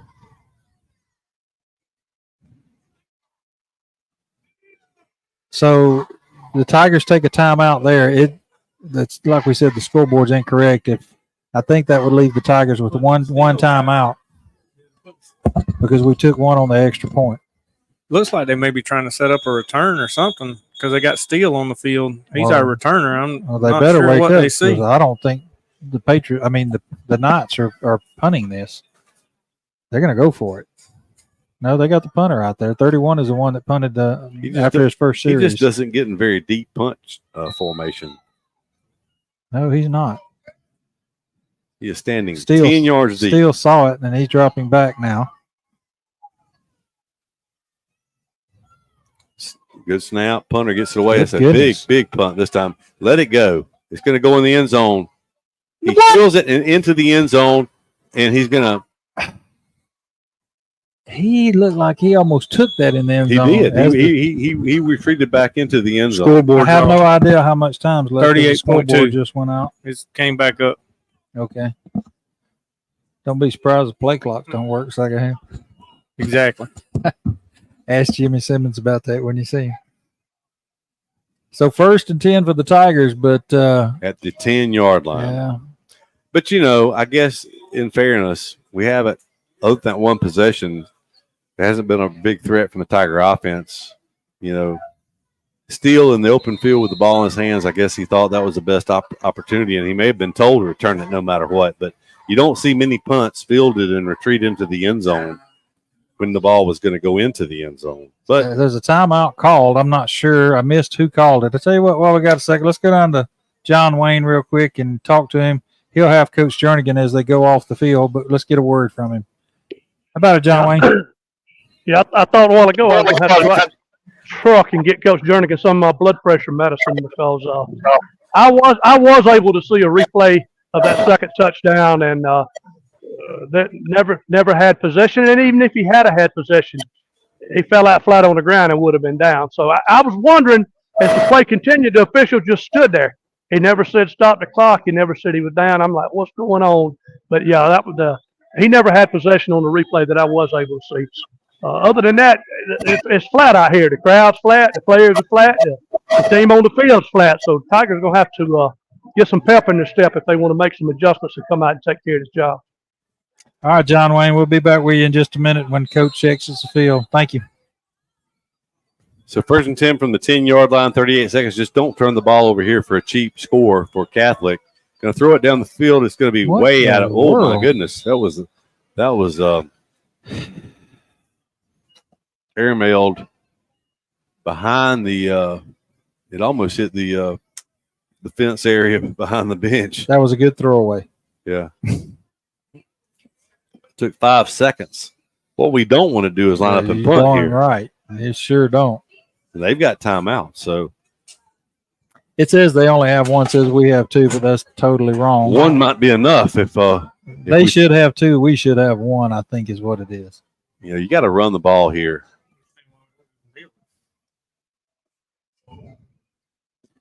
That one's not even. McCoy is, man, we needed to get his sights checked at the halftime or go get him an alignment or something because that one was nowhere close to the receiver. Is he shaking his hand? Is it slipping or that's the ball? That looks like maybe the ball is wet. Called a penalty of some kind. Was it roughing the passer? I don't know. I didn't get to see it. Face mask. He just signaled it against the Knights. Must have been a hand to the face at the line or something, or maybe they got McCoy when he went by. But fortunate for the Tigers there because they were fixing to stare a punting situation right smack dab in the face. If he's having, I don't know what the issue is with the thrower. Maybe run a quarterback draw or something here. Try to get him in the open field. And that was. They were trying to run a screenplay there. And it was set up. It was set up to. But it looked like it hit the lineman. Yeah, in the back lineman of the jumped. head. The lineman jumped up and deflected the ball. He realized he was going too easy, and that's another incomplete pass that stops the clock with 26.5. That play right there only took about 3 seconds. I don't know how in the world, but we're at 29 seconds before the ball was snapped. It was 26.5. 2nd and 10 from the 25-yard line. There's a handoff finally. It's going to be to Slaughter. He's pecking around behind the lineman, and I'll tell you what, maybe there was nowhere to go, but the longer you wait, the more white jerseys show up. So that's a gain of 3. 7-6. That'll be the last play of the first quarter, fortunately, as the Tigers trail 21-0. So with halftime, the Tigers trail 21-0 to the Montgomery Catholic Knights. We'll step aside for a commercial break and be back. We're going to go with John Wayne here, That's and right. then we'll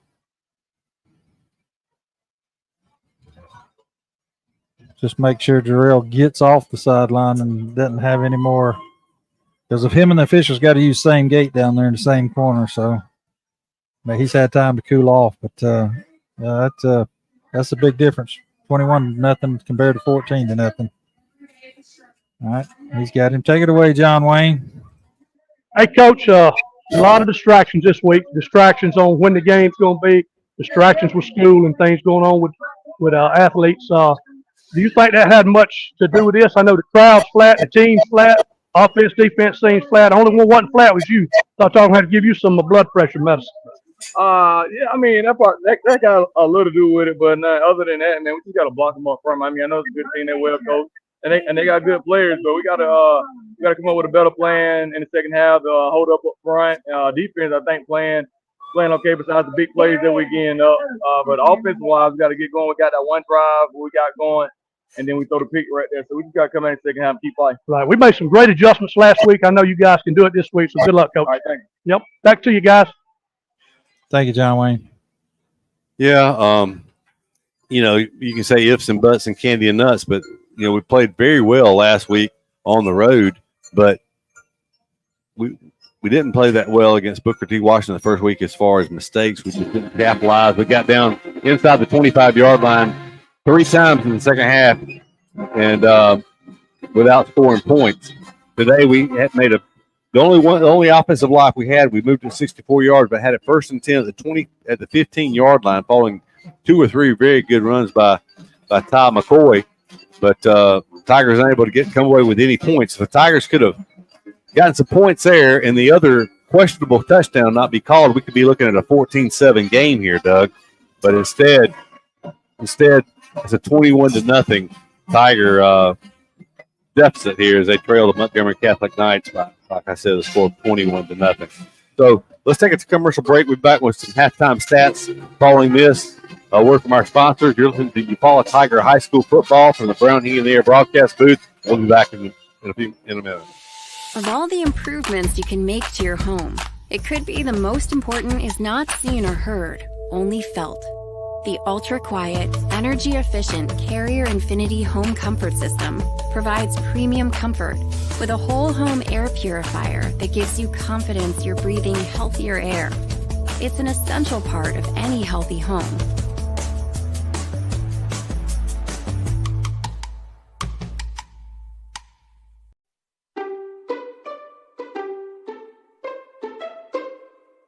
Hey Tiger fans, Daniel Pulley here, your local Chick-fil-A Eufaula owner-operator. We are proud to be the official sponsor for the Eufaula Tiger Coaches Show. Be sure to join us for the live show every Thursday night at 6 p.m. Our incredible team is ready to serve you. And don't forget, eat more chicken. Good call or bad call, officials always have the final say in sports. And at Alpha Insurance, we know it's important for you to have the final say on the insurance plan we build for you.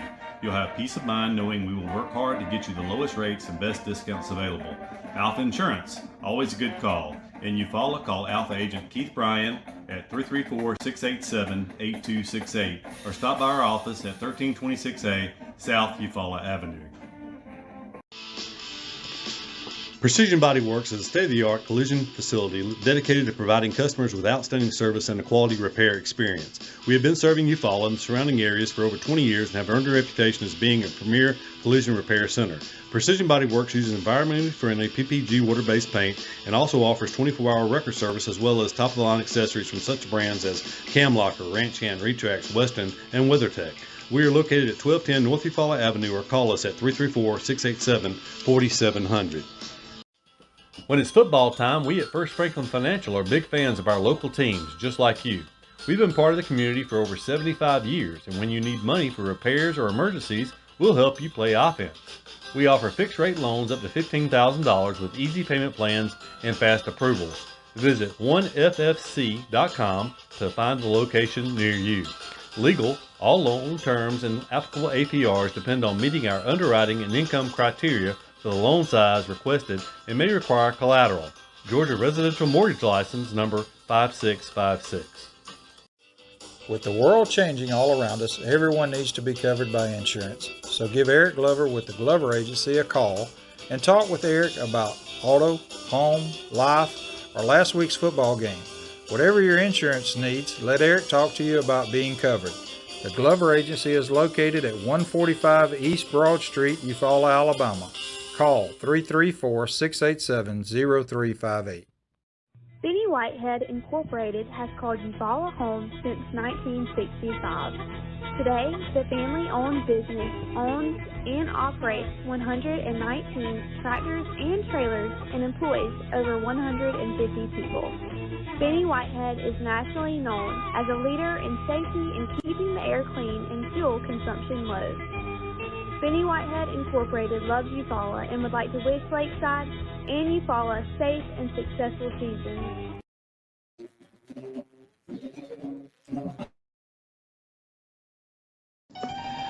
The family at Impressive Collision Center has been in business since 1940. That's impressive. Your transportation is one of the largest investments you have, so keep it looking new at Impressive.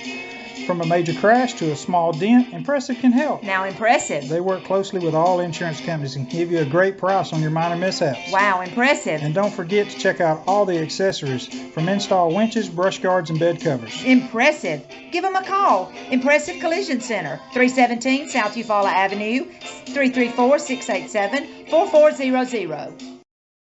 Somebody cannot come to us, we go to them. It's something that we do on a regular basis, something we don't mind doing, and we work on a contingency basis. No one has to pay us any money up front. They do not have to pay us unless we collect for them, unless we are successful in resolving their case through a settlement or through trial. They don't have to pay us any money unless we get favorable results for them.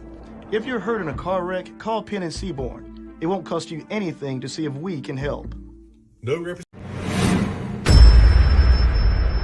Easy Metal Building Kits, pole barns, and metal roofing supplies. APEC Metal Express carries multiple kit sizes and colors with at-home DIY instruction. APEC Metal Express. Fast delivery, superior quality, excellent customer service.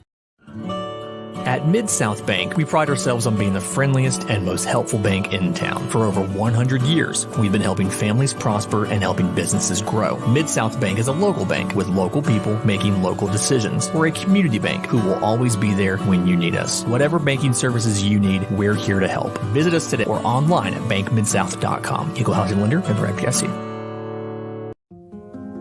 At Glover Funeral Home, family means everything. Owned and operated by Kendall and Caroline Hanahan Glover. We live by our motto, our family serving your family. We treat each family we serve as one of our own, providing care and support during your time of need. Our dedicated staff is available 24/7 by email, phone, or in person. When you need us most, Glover Funeral Home is here for you because family always comes first. In 1983, the first mobile phone was introduced to the public by the Motorola Company, and that was the same year Pam Freeman started her State Farm business. For 40 years, both have saved time and money. Whether it's auto, homeowners, condo renters, personal articles, business, life, or health, Pam Freeman State Farm has been there for you. Call Pam's office and let Kathy Bennett help you with all your quotes and needs. You won't find a more helpful staff anywhere. Come by and see them at 322 East Barber Street in Eufaula or call 687-7034.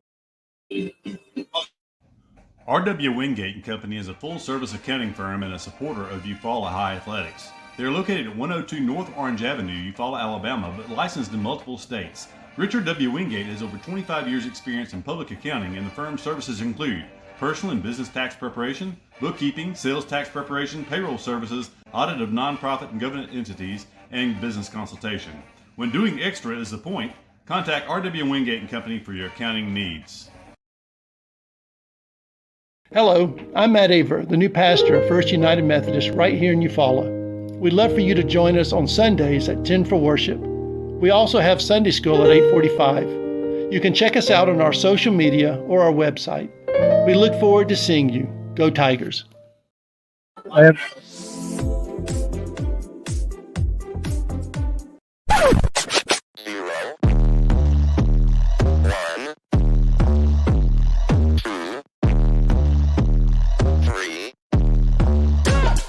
Let's get started.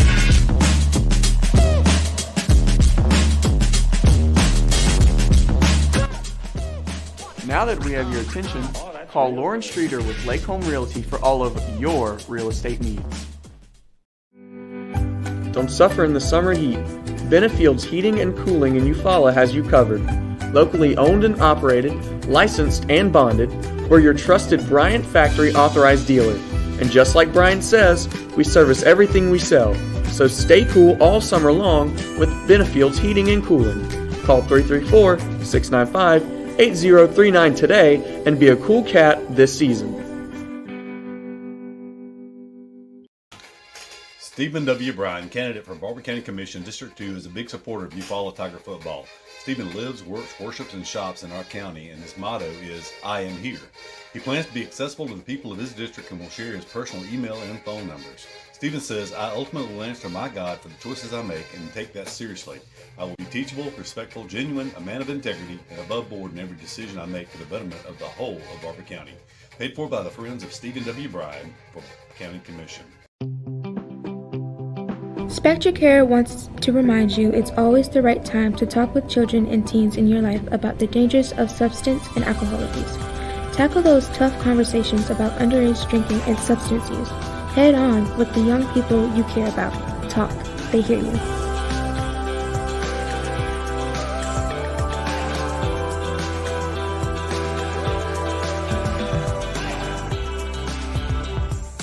Hey, my name is Chris Wilkinson, and I am the pastor of First Baptist Church.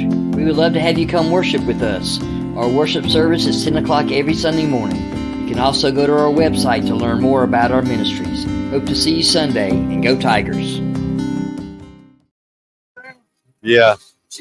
We're back at Tiger Stadium where the Tigers trail the Montgomery Catholic Knights 21-0. To kind of summarize the first half, the Tigers received the opening kickoff. Catholic won the toss. They deferred to the second half. Eufaula went 3 and out on that first possession. They punted it back to the Knights, who took over at their 42-yard line. But I'm sorry. They took over at their 38-yard line. They went 3 and out as well in their first possession before kicking it back to the Tigers. Tigers, their second 3 and out in a row.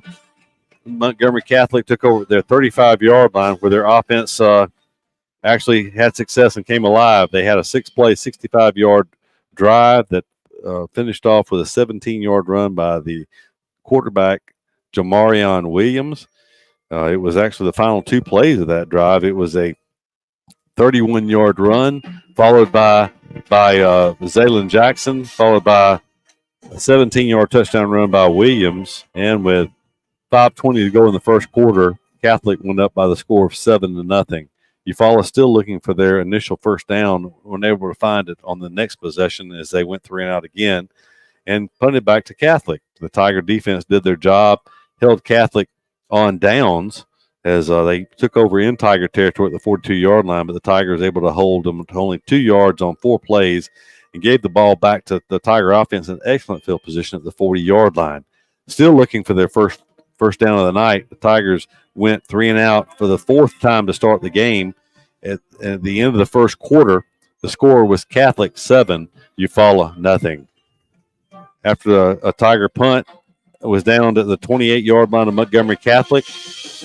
Catholic picked up a first down on a couple of running plays, but then on the 4th play of the drive, the quarterback, Williams, dropped back threw a deep pass to what initially looked to be caught, but the Tiger defender continued to wrestle with the receiver. He never had full possession of the ball. It didn't appear from up here. The ball came out as the receiver was going down.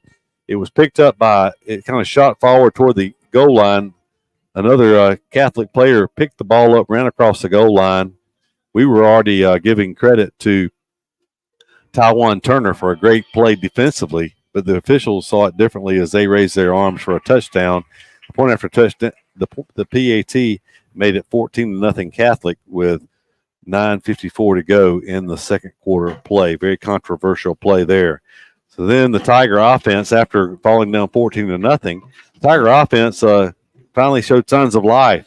The only time in the first half as they drove from their own 20-yard line after a touchback, they drove all the way down to the Catholic 15-yard line before throwing an interception on 3rd and 11 from the 16.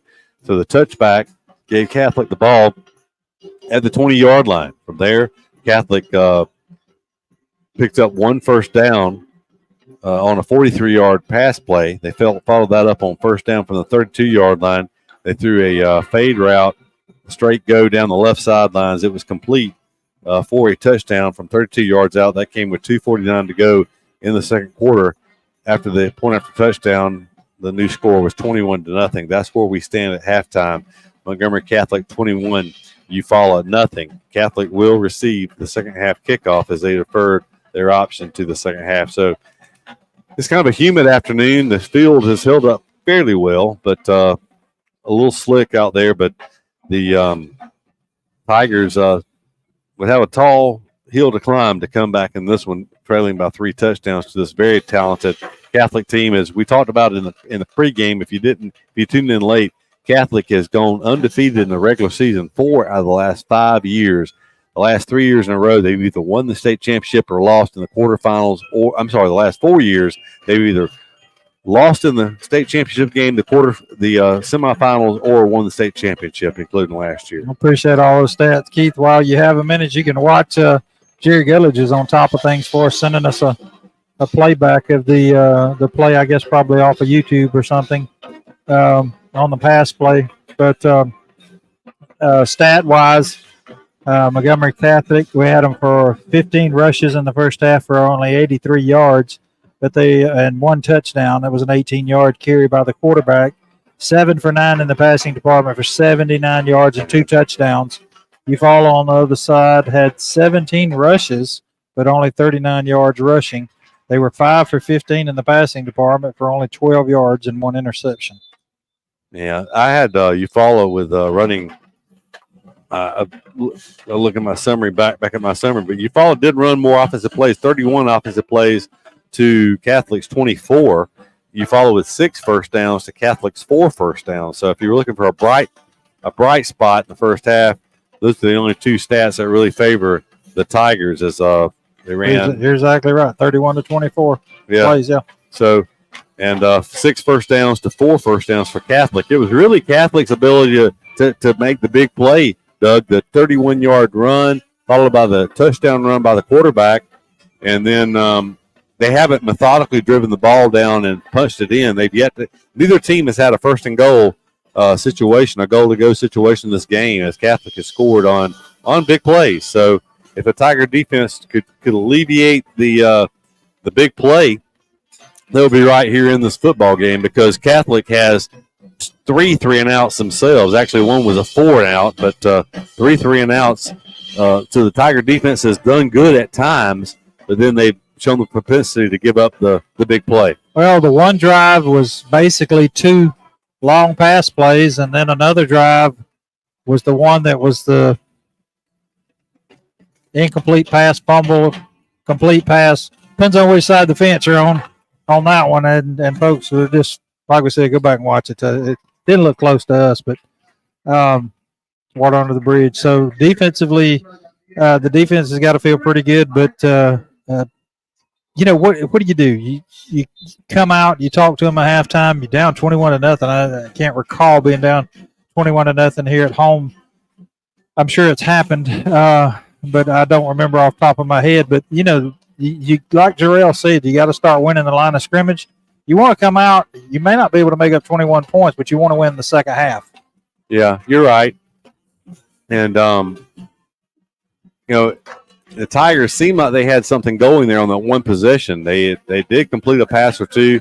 They had a couple of positive runs by McCoy, and were able to take it all the way down deep into Catholic territory before being intercepted on 3rd and long. But even then, it was 3rd and long. They had the drive had bogged down before the interception. So hopefully the Tigers made some adjustments in halftime. They made great adjustments last week up at Russell County, as that game was tied at 14. The Tigers put up 3 touchdowns in the second half. They need 3 touchdowns here while pitching a shutout. So it can be done. It's just going to take a valiant effort. And as John Wayne was talking about before they went to halftime, just not a lot of enthusiasm on the Tigers side of the field. Man, it just ain't been a good morning all the way around. Tigers, everything so far. I just got a text from Alabama Power. I got my power bill. Alabama Power put up more points than all these ball players so far. Goodness gracious. Yeah. So, but, on that last touchdown drive for Catholic, they covered 75 yards on the last 2 pass plays. And as you mentioned, the one for the first down, he definitely pushed off down the middle of the field on a 43-yard completion on 3rd and long. But they followed that up with a 32-yard touchdown throw that was just a good throw and catch. Yeah, So, the Tigers just need to have something positive happen. If you think about it, I want to say then when we drove down and before we threw interception, it looked like we was at least going to get a field goal or something. Was that not the continuation of the roughing the punter drive? I was thinking it probably was. Maybe it was not. But, I'm not sure. Something positive happened. Get on the scoreboard and a stranger. You are correct. You're right. It was a continuation of that. So, and it's probably that was a big turning point in the first half too, because if you think about it, if that would have been blocked and the punter was not able to get it off and draw that penalty, we could have been looking at 28-0. Right. So, Catholic doesn't play very many close games, as we said in the pregame. They have had a lot of success in the last 10 years, and we'll talk about that as we have a minute here before the second half kickoff. Catholic's out warming up here. We have them, like I said, a few minutes before the second half kickoff, but Catholic, as we said, went 15-0 last year, winning the state championship. They went 13-1 in 2022, losing by 3 to the eventual state champion Andalusia in the semifinals. The year before that, they had a undefeated regular season. They went 13-1. They lost in the state semifinals by 3 points once again to Montgomery Academy. In 2020, Catholic lost in the state championship by 5 points to Fife, 21-16. So I tell you, sitting here watching Catholic warm up, Keith, their punter, that was a good punt he hit earlier one time, but he just hit one that dropped right down there by the fence. So he kicked it 52, probably about 40 from the line of scrimmage. But I was noticing, and I know they're warming up, but he's only 7, maybe 8 yards deep. We talked about that when they punted earlier. I don't know if we could get through and get to the punter one time, if we could hold them to a punt, but that may be something the Tigers look at too. But he's a very effective punter, not a big guy, but he's got a booming leg. Yeah, it's hard to find any weakness. They're pretty much so fundamentally sound and solid in every position. They remind me. I wanted to say Benjamin Russell. It's not Benjamin Russell. What was the school from Birmingham? Briarwood. Came to Briarwood. It played us in the playoffs, and that was the one I got in trouble with Coach Wasden's mother. I was talking about how well Briarwood was coached at every position. It's just this team is similar. I mean, they're where they're supposed to be, and they're taking athletes that really we've seen a lot bigger, faster, but they're well taught what they're supposed to do, and it's hard to stop if all 11 people are doing what they're supposed to do. That's right. So we talked about their success going back the last 5 years. 15-0, 13-1, 13-1, 12-3, 12-1, 8-4, 10-2, 8-3. If you go back over the last 10 years, so had a lot of success, and success breeds success a lot of times. That's a no-no. And so, Catholic will receive the second half kickoff. So the Tiger defense, the pressure will be on them to stop Catholic here and not surrender any points. And Doug, I'm sure. We don't know what was said in that locker room, but that would certainly be a good goal to come out here and win the second half. You got to start, by the first drive, holding them, getting them to kick it back to you, keeping them off the scoreboard. That'd be your first thing, and go from there. Wingate will handle the kickoff duties, and as we watch him, he's the coach is spreading them. They're covered pretty well unless Wingate can drop a pooch kick over here about the 32-yard line. They have the field covered pretty well. He's going to kick it deeper. It's going to come down at the 18-yard line, be returned to the middle. It's number 6 who caught the touchdown pass earlier, and he's going to go down just shy of the 35-yard line. So about a 16-yard return. Now they mark it. I think his knee might have went down a little before, marking him back to the 32 there. Typically what they do in these situations once they get up big is they'll just go to a real vanilla offense and not show anybody anything extra or anything. So it'll be interesting to see what they do in this situation. Well, I would certainly hope that's what they do, because give the Tigers an opportunity to hopefully stop the offense. As we said, they had three possessions that they did not pick up first down on in the first half. I saw something there I've never seen before. We'll talk about in a minute. Hand off to the running back who's be stacked up and lose a yard. Good play by the Tiger defense to start off here as they stuffed him for no gain. I actually saw they were discussing what to run. The quarterback was over there talking to the coach, and I saw the ball guy being held up by the coach. He didn't give the ball to the official. until the coach finished talking to the quarterback to run on the field, so they couldn't start the play clock. Good move, heads-up move by Catholic. Quarterback's going to keep it Williams. Good backside pressure that time. That's going to be Lamons, who tracked Williams down for a loss of 3. So back-to-back negative plays for Catholic. It'll be 3rd and 14. This is the longest yardage situation we've seen. Back-to-back loss of yards. The Tigers' defensive front is playing better here in the second half. Like we said, I didn't say 3 and out, but you want to come out, stop them on their first drive, get the ball back, try to make something happen, go from there. Just positive things in the second half. So 3rd and 14 from the 28-yard line. They have motion back to the right.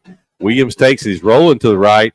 He has time. He's going to throw it deep. He has a man out there. 6 is out there, and he's going to catch it. He got behind the secondary. Just an easy throw and catch there. It's a good, accurate throw from Williams on the run. From the 28-yard line down to the 36-yard line of Eufaula. It's going to be a 36-yard pass play and a first down.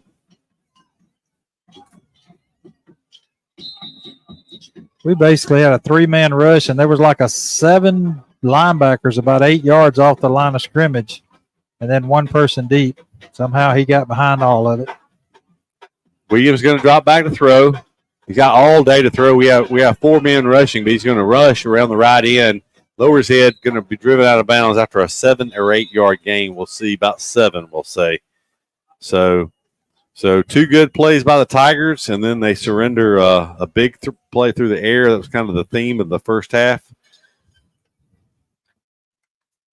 Actually, 7 yards. 2nd down and 3 from the 29-yard line. High snap. Williams takes it. He hands it to his running back, who has a lot of running room. He's going to take it untouched. My goodness. 29 yards untouched.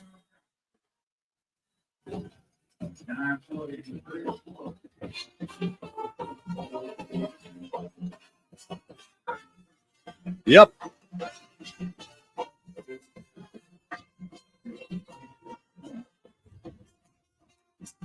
Look, I really expected this game to be a little more competitive than this, to be honest with you. I'm just not sure. This doesn't look like the same team that played last week at Russell County. And we're offsides again on the extra point. They missed it. They pulled it left, but we're offsides.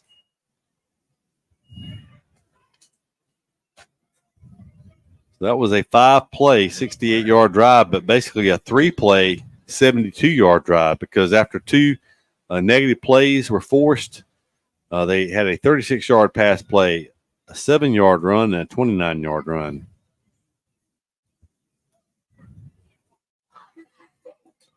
So after the offsides, they would line up for the extra point. I'm sorry, this was against. No, they're marking it off wrong. They're going to mark it off against Eufaula. So they'll try once again. It's 27-0 with 9:40 to go in the third quarter.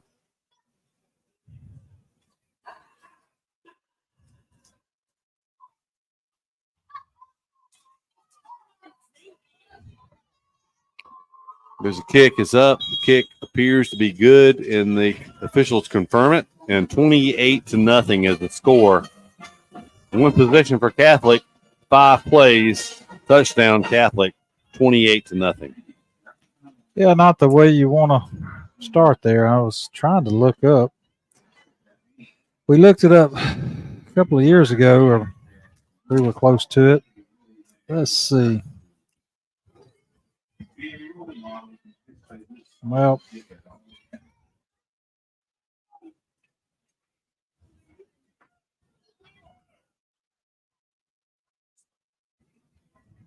last time Tigers were shut out was December. That was at Gulf Shores last year.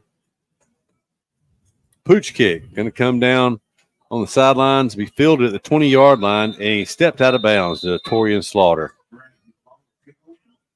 You don't know if that ball was going out of bounds or not. It's all the way on the far side of the field. Hard to say. But when he went over there, his momentum, I guess, caused his foot to step on the line. So 80 yards to go for the Tiger offense. Just one of those games when nothing has really gone right for Eufaula. other than that one possession where the Tigers drove it down to the 15-yard line. Otherwise, it's been fairly frustrating day for the Tigers.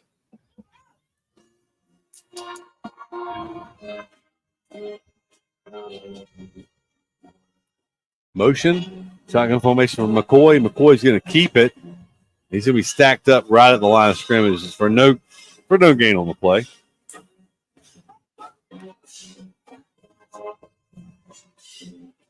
I know that's a read, Keith, but he rides that thing so far. I don't understand when they pull that. He runs right with the running back that he pulled it away from. Right. I'm not sure. There's so many folks piled up on the corner over there. I don't know what he's reading, but not going to knock it. McCoy had most of our yardage on the ground running in the first half by himself. McCoy going to throw it. It's complete to Jalen Wright. And right there to make the tackle is the linebacker for Catholic. That play is a short gain, 3-yard gain, so it's going to be our 2-yard gain, 3rd down and 8. Good news about that one. McCoy was on target with that one. We were talking about the wet ball, or maybe his hand got hit or something late in the first half. He was not close on his last several throws, but that one appeared to be right on target. 3rd and 8 from the 22-yard line. They throw it. It is complete. Good catch. It's going to be a 1st down for the Tigers. You got to build a play at a time. Good throwing catch. Zai DeVos on the reception. He is a sophomore receiver for Eufaula. So give them 9 on the completion, and the Tigers they pick up their 7th first down of the game today. McCoy is not at quarterback. Jalen Wright at quarterback. He's going to run an option. He keeps it. He cuts back inside. He's going to get to the 35-yard line. That's going to be a gain of 4. Yeah, we saw Jalen Wright play quarterback in the spring game against Valley. It'll be 2nd down and 6. Wright actually threw a touchdown pass in that spring game against Valley.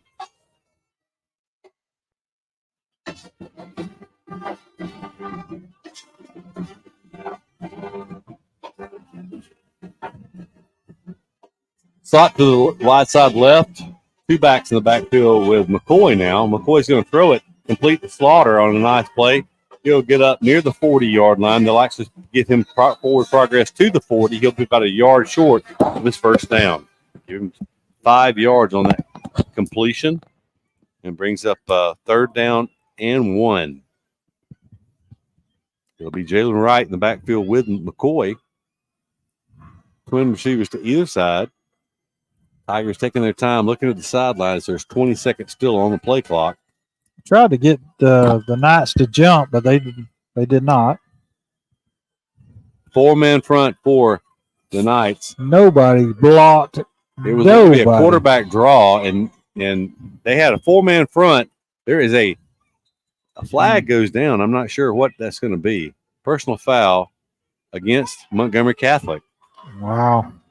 So the 15-yard penalty from there would give the Tigers a 1st down. It was going to be a loss of about 8 or 9 back to the original line of scrimmage. I hope that was a quarterback draw, because if not, that could have been a personal foul against our offensive line for letting so many folks attack our quarterback. He stood no chance whatsoever. As the number, I think it was 5, 6. I'm not one of those numbers. He was back there as fast as the ball was. McCoy had no chance. Yeah. What came to mind and he's looking over at the official like, are we going to take the penalty? Heck yeah, we're going to take the penalty. Get to stepping. You know, the phrase that came to mind as I watched that play was "Ole." Yeah. One of them lookout blocks, as Bob Landers used to like to say. So that'll be 2 first downs on this possession and take the Tigers out to the 49-yard line.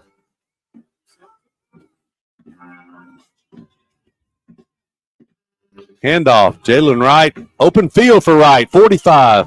He's going to flatten out 40. He's going to cut back inside now. He's weaving around. He's going to make it just short of the 35. He'll make the 36-yard line, but give him was that 15 yards on that carry.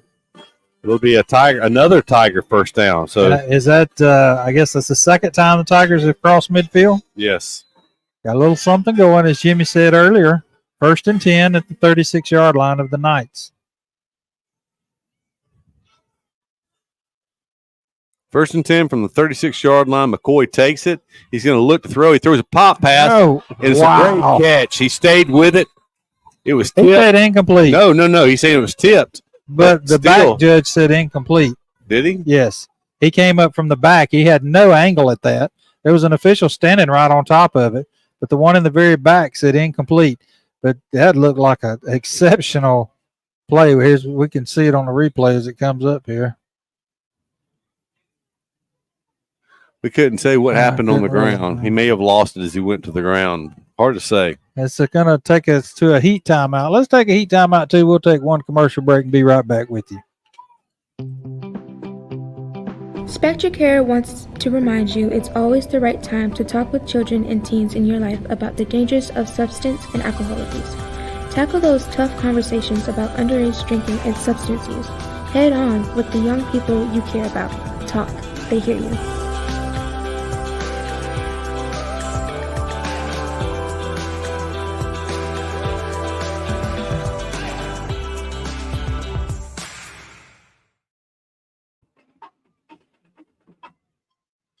Back at Tiger Stadium, we're in the middle of a heat timeout. McCoy's coming off the field with the trainer. Not sure. Looks like maybe he's got something in his eye. Not sure if he'll be out there for this play. It'll be 2nd and 10 for the Tigers. 5:47 to go in the third quarter. It was a couple of big plays. Tigers had the Knights backed up on the first two plays. Were both negative plays for the Knights to start the third quarter. But it was a couple of pass plays, put them in the end zone, extended the score to 28-0 here against the Tigers. But the Tigers have fought back down the field and a little something going. Just ball at the 36, facing a 2nd and 10. So, 2nd and 10. Yeah, I couldn't tell if that ball rolled out or not. It was a great effort by Steele to even have a chance to catch that ball, but it was tipped. He went up kind of. Just lucky his hang time on that. He hung in the air, reaching back to catch the ball. Handoff to Denard. Denard runs hard. He jumped right up, but he was hit hard by number 9 right in the hole. 1 yard gain will be 3rd and 9. Just very few lanes to run through. Yeah, Denard usually makes something positive. I only had him 1 carry in the first half for no yards. 1 yard there brings up 3rd and 9. The Tigers drove to the 35-yard line here. Looking to throw. Jalen Wright's going to pull it down. He trying to make something happen. And he's going to be tackled after a 2-yard gain. You can't pick them up and bulldog them down like that. No flag. I didn't get the number of the receiver that was peeling back, trying to kind of shield the defensive back. Zakai Steele made a good heads-up play there, but Wright ran right into him. But what was that, a gain of 3, I guess, on that play? It's 4th and 6. 4th and 6 from the 32-yard line. Wright is in the quarterback, Jalen Wright. The junior running back, backup quarterback, will take the snap. He's going to run a quarterback draw. He's going to, goodness, gains a yard to the 31. He kind of stutter stepped forward and then stopped. There's a flag there. Well, they grabbed the back of his helmet. They him by the back of the helmet. I'm not sure if that's the call or not. Our lineman. Yep. Yes, that's what it is. The guy who made the tackle was being blocked. He just kind of reached out and grabbed, and I guess he grabbed the back of the helmet. It's kind of an unusual looking play there. There again, we talked about the first half. I mean, there's been several times they're reaching out with one arm. They spend their time in the weight room, obviously, and have made things happen. I don't know if the Tigers realized there was a penalty or what, but our offensive group had made it to the sideline. They're going back out now 25-second play clock is set. Our defense is going out. I see. Maybe he said something. They did not call the tackling by the helmet or face mask or whatever, something after the play. So the Knights will take over. They'll hand it off. A lot of running room. Number 7, who played a little in the first half. He's in the open field. He may go. That's pitiful. Yeah, we've had a couple of chances to make the tackle, but he takes it all the way down to the 10-yard line. So from the 18-yard line to the 10-yard line of Eufaula.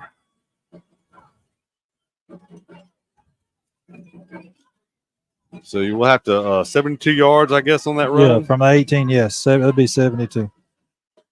That puts him over 100 yards at 104. Until his last 2 carries was a touchdown carry, he had 5 carries for only 3 yards up to that point. But he's had 101 in the last 2 carries. The handoff in the backfield. Tigers penetrate. Kevion Lamons makes a tackle in the backfield for a loss of 2, maybe 3.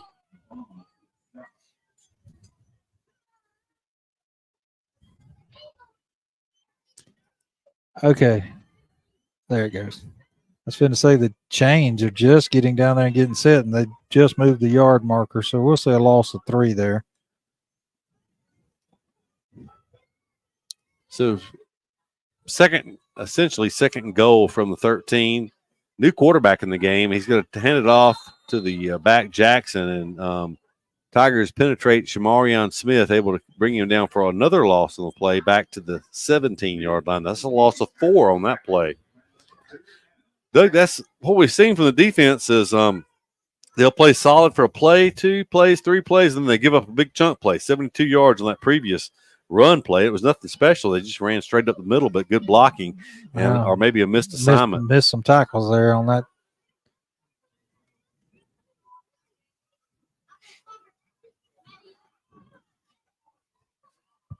So third down, we'll call it 3rd and goal from the 17-yard line.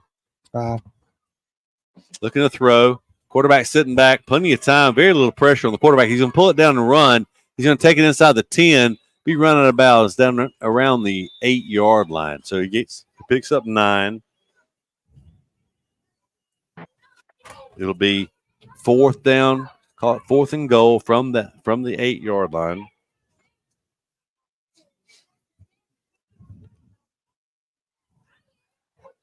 I don't think he's hurt. I think he's just resting. They're going to take a timeout.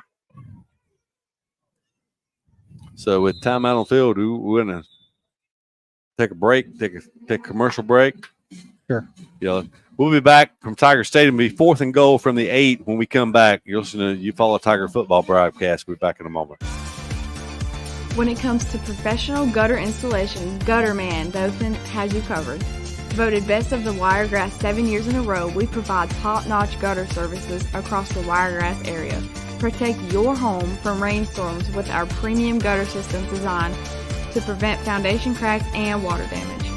Trust Gutterman for expert installation, quality materials, and a beautiful durable finish.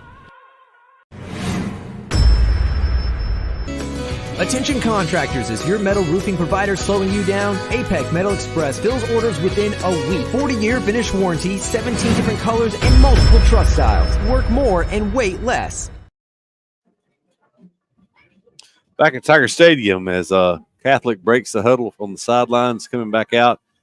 It is a 4th and goal from the 8. And it looks like they're going to attempt a field goal here. That'll make the most sense for them to practice in a game situation up 28-0 with 2:10 to go in the 3rd quarter. This one not in doubt. Be a 27-yard field goal attempt from here from the left hash mark. High snap. Kick is up. Kick is no good. No good. Wide right. So the Tigers will get the ball at the 20-yard line after the missed field goal.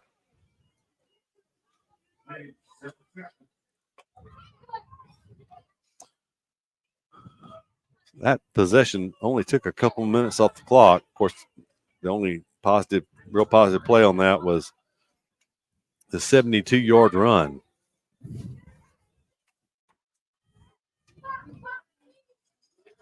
So Eufaula's offense comes back out. 14 minutes to play in this one. They trail by 28.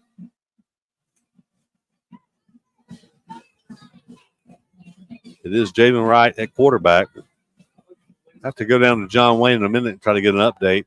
Perry Denard around the left end.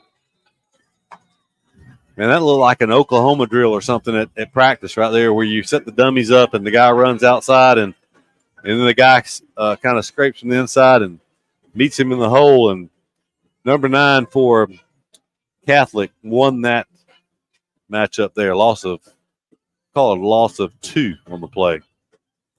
We'll go down to John Wayne in a minute. I know he's listening. I see it looks like he's slipping in from the concession stand down there. I believe he's done taking a break. He'll get us an answer on our quarterback situation. Jalen Wright keeps it. He breaks it free into the secondary. He's going to be close to a first down. He's across the 30. He'll have a first down. Give him 12. Give him 13 on that play. 54 is going to have to come out of the game. His helmet came off. I thought it was pulled off. The official didn't signal that he had to go out of the game, but he checked out. Number 70 is in for him. Tigers at this point would certainly like to put some points on the board.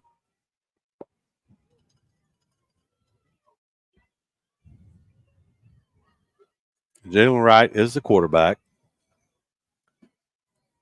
2 backs in the backfield. I hand it to Denard, and we're just not getting any push whatsoever on the up front for whatever reasons in this game. I guess Catholic, we had some sizes on this guy. The biggest guy on the line of scrimmage that I noticed was around 265. So just big and quick. Strong, yeah.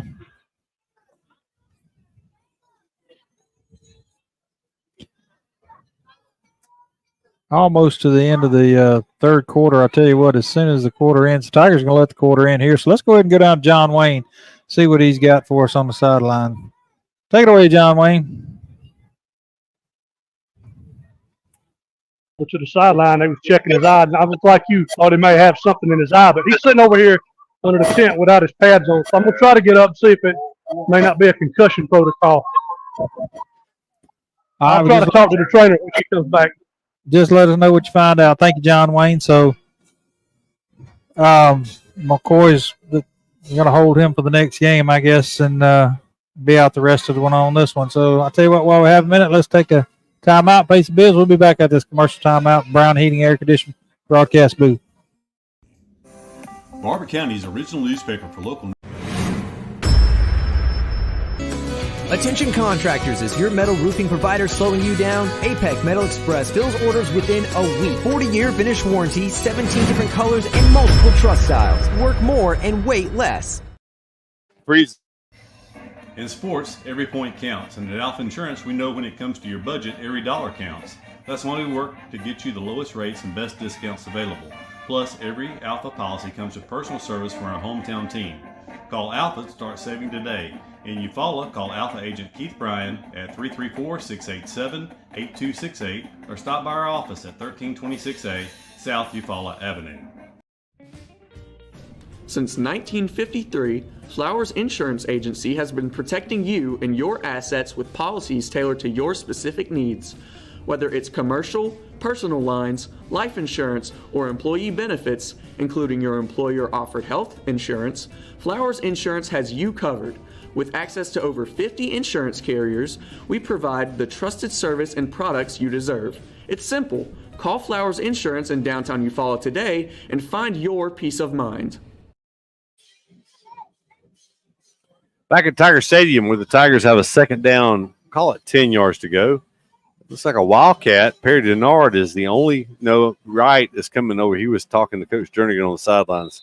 Jalen Wright running in now. He has Denard. Now he has motion. He's going to hand it off to Slaughter around the right end. Slaughter turns a corner and picks up about 6 yards to the 36-yard line. His first down will come at the 40. It'll be a third down and 4 after the 6-yard gain. I'm not sure if he's was told to hand it off or if he makes a read, but that's a lot quicker decision in the backfield, and that may be why it resulted in a plus 7 yards. We're not dancing sideways in the backfield. Good read by the quarterback. Third down possession play. Tigers take a timeout. We didn't have the right personnel on the field. Let's take another timeout. We'll be back after this commercial break. Hey, my name is Chris Wilkinson, and I am the pastor of First Baptist Church. We would love to have you come worship with us. Our worship service is 10 o'clock every Sunday morning. You can also go to our website to learn more about our ministries. Hope to see you Sunday, and go Tigers. Hello, I'm Matt Aver, the new pastor of First United Methodist right here in Eufaula. We'd love for you to join us on Sundays at 10 for worship. We also have Sunday school at 8:45. You can check us out on our social media or our website. We look forward to seeing you. Go Tigers. Auburn tied 7-7 right now. We're John Wayne, we're going to bring it down to you on the sideline and see what you got for us down there. Yes, sir. All I can tell you is that McCoy has his pads off and appears not to be going back into the game. Great job by the trainer saying I'm not allowed to talk about that. So I appreciate her and the job she does. Gotcha. Thank you, John Wayne. We appreciate it. And as we've gone on, I don't know, the field, it's held up a little better than we thought it was going to, it looks like, from here. Yes, sir. Yeah, it's still getting some cleat marks, but hey, I'm sure Mr. Dunston will have it beautiful next time it's time to get on. Yes, sir. All right, thank you, John Wayne. So third down 4 from the 36-yard line. Right. Calls for it, takes a snap, looking to throw. He's going to flush in the pocket. He slips down. He did not have anywhere to go. The receivers, only 2 people in the pattern that time. It was single coverage on each one of those receivers, but they were covered. His only chance was to run there. Tigers will punt after a loss of 5 on that play. Yeah, it looked like when he went to put on the brakes to try to set his feet to throw, it was just, you just feet out from under him. So. We just talked about the field. So yeah. So Alvarez back to punt.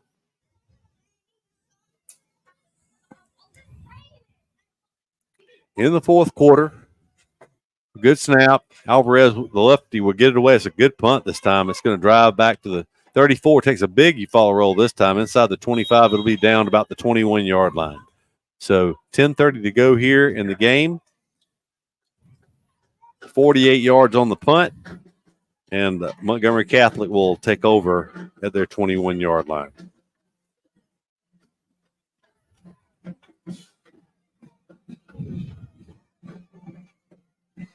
I vote no more Saturday games, Doug. How about you? For what my vote counts, absolutely. Just making conversation. We're not even in the conversation for any of that. But I was looking. I thought the starting quarterback was out, but he's actually lined up in a slot on the left side. So the handoff to number 7 off right end, and he picks up about 2 or 3 yards. He's out between the 23 and 24. They're going to spot just short of the 24. So give him a gain of 3 on that play.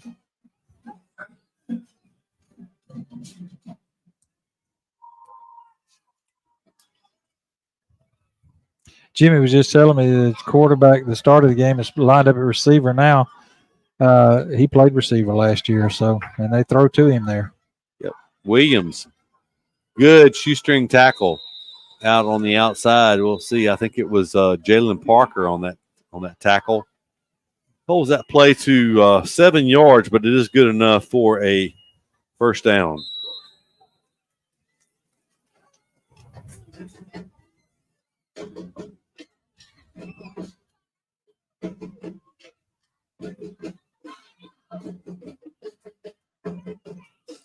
Handoff in the backfield. He breaks the line of scrimmage, and a good shoestring tackle that time by Ben Jackson. Number 7, we've already seen the speed. He was getting spooled up right there, but it goes for an 11-yard gain and a Catholic first down. That's just a little cutback, off guard, off tackle. They've had success with it 3 or 4 times now. The Tigers will see that again as their opponents will definitely pick up on that. Handoff in the backfield, going to spin forward for about 4 yards across the 45 to the 46-yard line.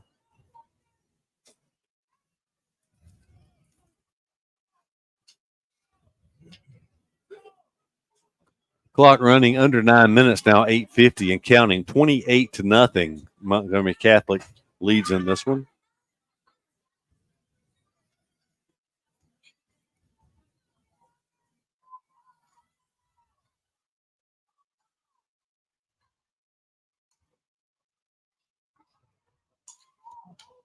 Four-man front for Eufaula. Looking to throw. They throw it complete. It's complete to Williams. Dropped the ball. He actually dropped it. It was the original starting quarterback. He is listed as an athlete, not a quarterback, but he got a great arm. He threw some really good balls in the first 3 quarters of this game.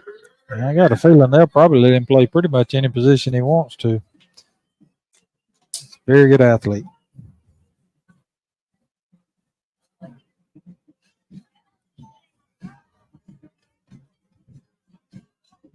So 3rd down, 6. Catholic up 28-0. I just going to throw it down. Has a man out there, but that pass incomplete. It was intended for number 12. He completed his passes to him earlier in the game, but that one incomplete. I was just fixing to say Catholic defense broke the huddle under the tent. They were looking at the iPads and the screens and everything, up 28-0. They're still working hard on defense over there. Dropping back deep for the Tigers is going to be Steele. He'll stand inside his 20-yard line. Not a deep punter for the Knights, but, man, he can boom it. So he'll take a 1 step and he'll boom it away. It's a spiral that will not turn over. Field at the 12-yard line by Steele. Steele cutting back across. He hits the open field. Steele is going to be tackled across the 30, but a good return by Steele. He'll have it at the 33-yard line.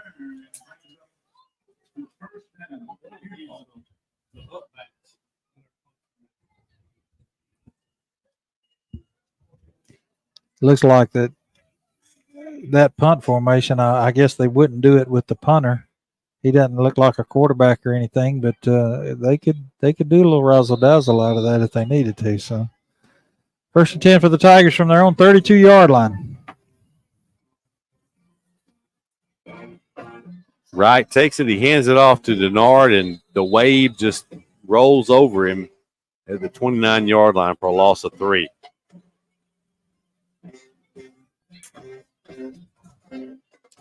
You know, Doug, they haven't substituted on their D-line at all. Their defense has pretty much just stayed intact the entire game. But they have done an excellent job against the Tiger offensive line.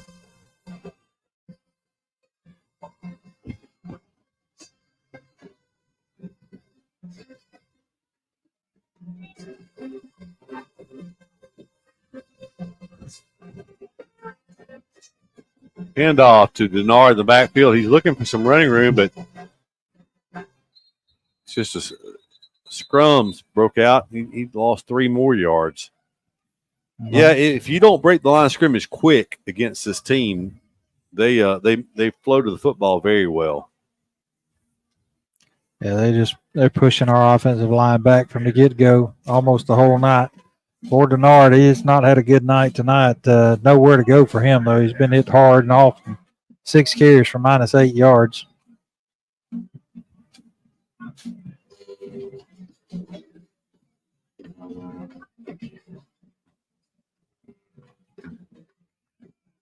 So 3rd down long. 3rd, call it 16 for the Tigers. Motion. Slaughter to the right. Wright's going to try to throw a screen. It's complete to Denard, but goodness, no one's finding someone to block.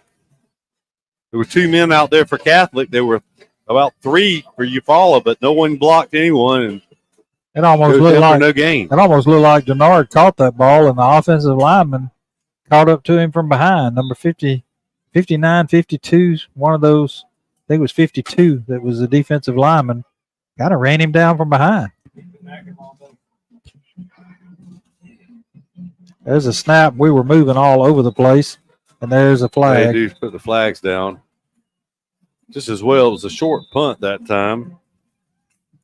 It was a short punt for the Tigers, so that penalty may work in the Tigers' favor there. It was 4th and 16.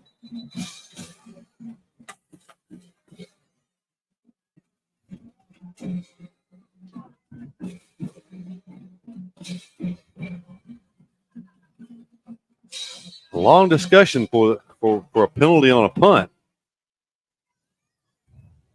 5:29 to go here. 28-0 is the score. So it'll be a 5-yard walk off.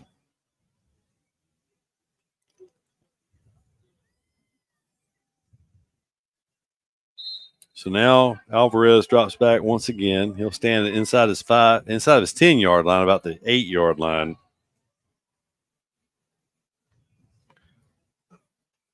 Alvarez gets good job fielding it. He hits the punt. It's going to hit up around the midfield, and once again, we have that would have rolled a long way. We have the same player it hit earlier. I'm not going to call names, but it hits him, and they down it right there. A lot of stuff to coach up next week. Yeah, I know. They'll be working on that with one particular player next week for sure. Jarrell has given the side judge a fit about something. I guess they're taking a heat timeout with 5:10 to go. I don't know what he's upset about. Maybe John Wayne can pick up on it. Let's go down to John Wayne and see if he can hear what Coach Jernigan is upset about. John Wayne, you got any? What's going on? Yeah, they called illegal motion on us on that first attempt at the punt. But officials on both sides instead of heat timeout, Mr. Whitehat pitching a fit, that he's the only one can call a heat timeout. So after the punt, he decided he would call a heat timeout. That's what coach is mad at the side judge because both sides were saying heat timeout. He missed it because I noticed when we lined up for the punt, we were already under 6 minutes. So I guess Coach Jernigan had a complaint there. Thank you, John Wayne. Right on top of it as usual, John Wayne. So I tell you what, watching the Charles Henderson and Greenville game last night, the first time Charles Henderson got a punt off, they had a lot of struggles in the punting game, but I'm sorry, the first time Greenville punted, Charles Henderson had guys all around it, and they were telling him, get away, get away. One guy, he fought through people and ran and fell on the ball like it was a live ball kickoff.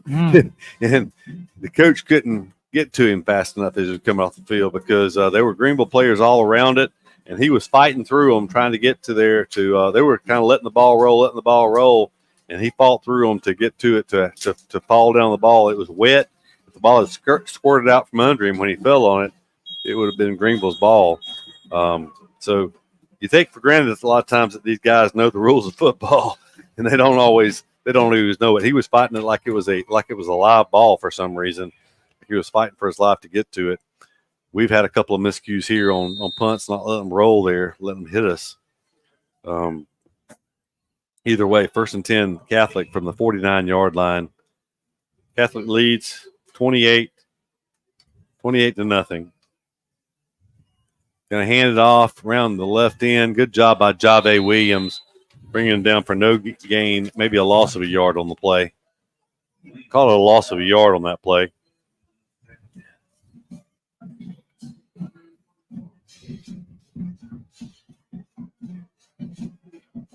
So second 11 from the 48-yard line. 4:45 and counting here in the game today. Tiger defense with 4 defensive linemen.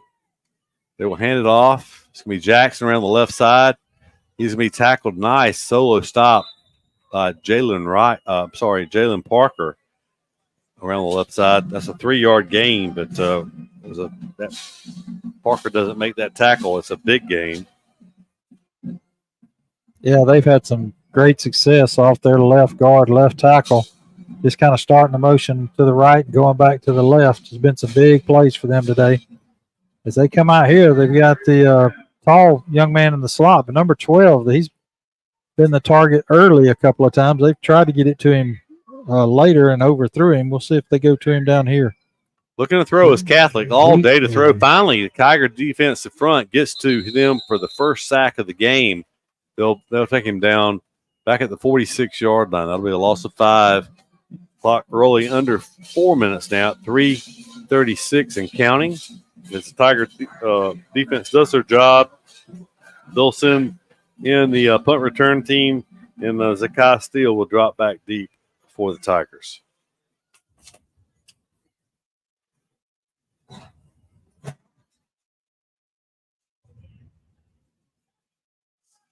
few people have gotten up. For the most part, this crowd's hung in here pretty good today. Big booming kick. It's going to be a spiral that will turn over. Hopefully Steele will let this one go, and it does, into the end zone. So a 53-yard punt that time from the Catholic punter. He caught all of it. It was a good high spiral that turned over, hit inside the 10, went into the end zone. So the Tiger offense will take over 1st and 10 from the 20-yard line following the touchback. Be the Tigers' 11th possession of the game today, this afternoon. Jalen Wright back in at quarterback. He'll have exactly 3 minutes to go in the game. Denard will be his running back to his right side. Hand off to Denard. Denard breaks the line of scrimmage. It goes down at the 21.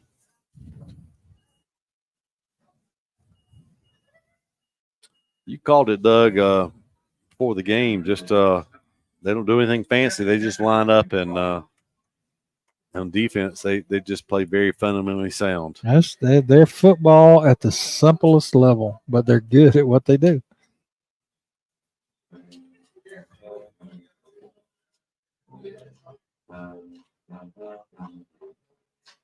Right at quarterback on 2nd and 9. He's going to keep it.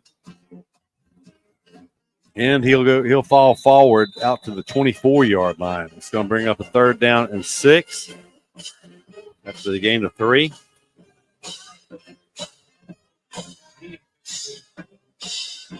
Clock down inside of 2 minutes now, 1:55 and counting.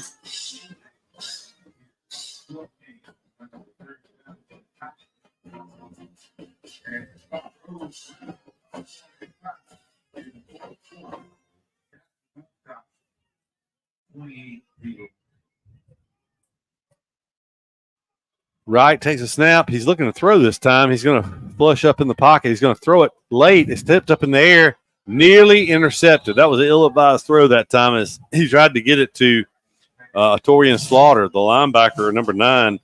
Big size advantage on Slaughter, and he was draped all over him. He tipped the ball up and nearly tipped it to himself as he almost caught it while he was laying on the ground. It'll bring up a 4th down situation, and Alvarez will come in to punt.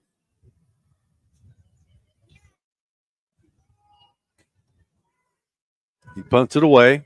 It's going to hit it midfield. This time, no one back for Catholic, and it rolls out of bounds. Rolls out of bounds about the 47-yard line of Catholic. Good news is there. It didn't hit anybody. That's right.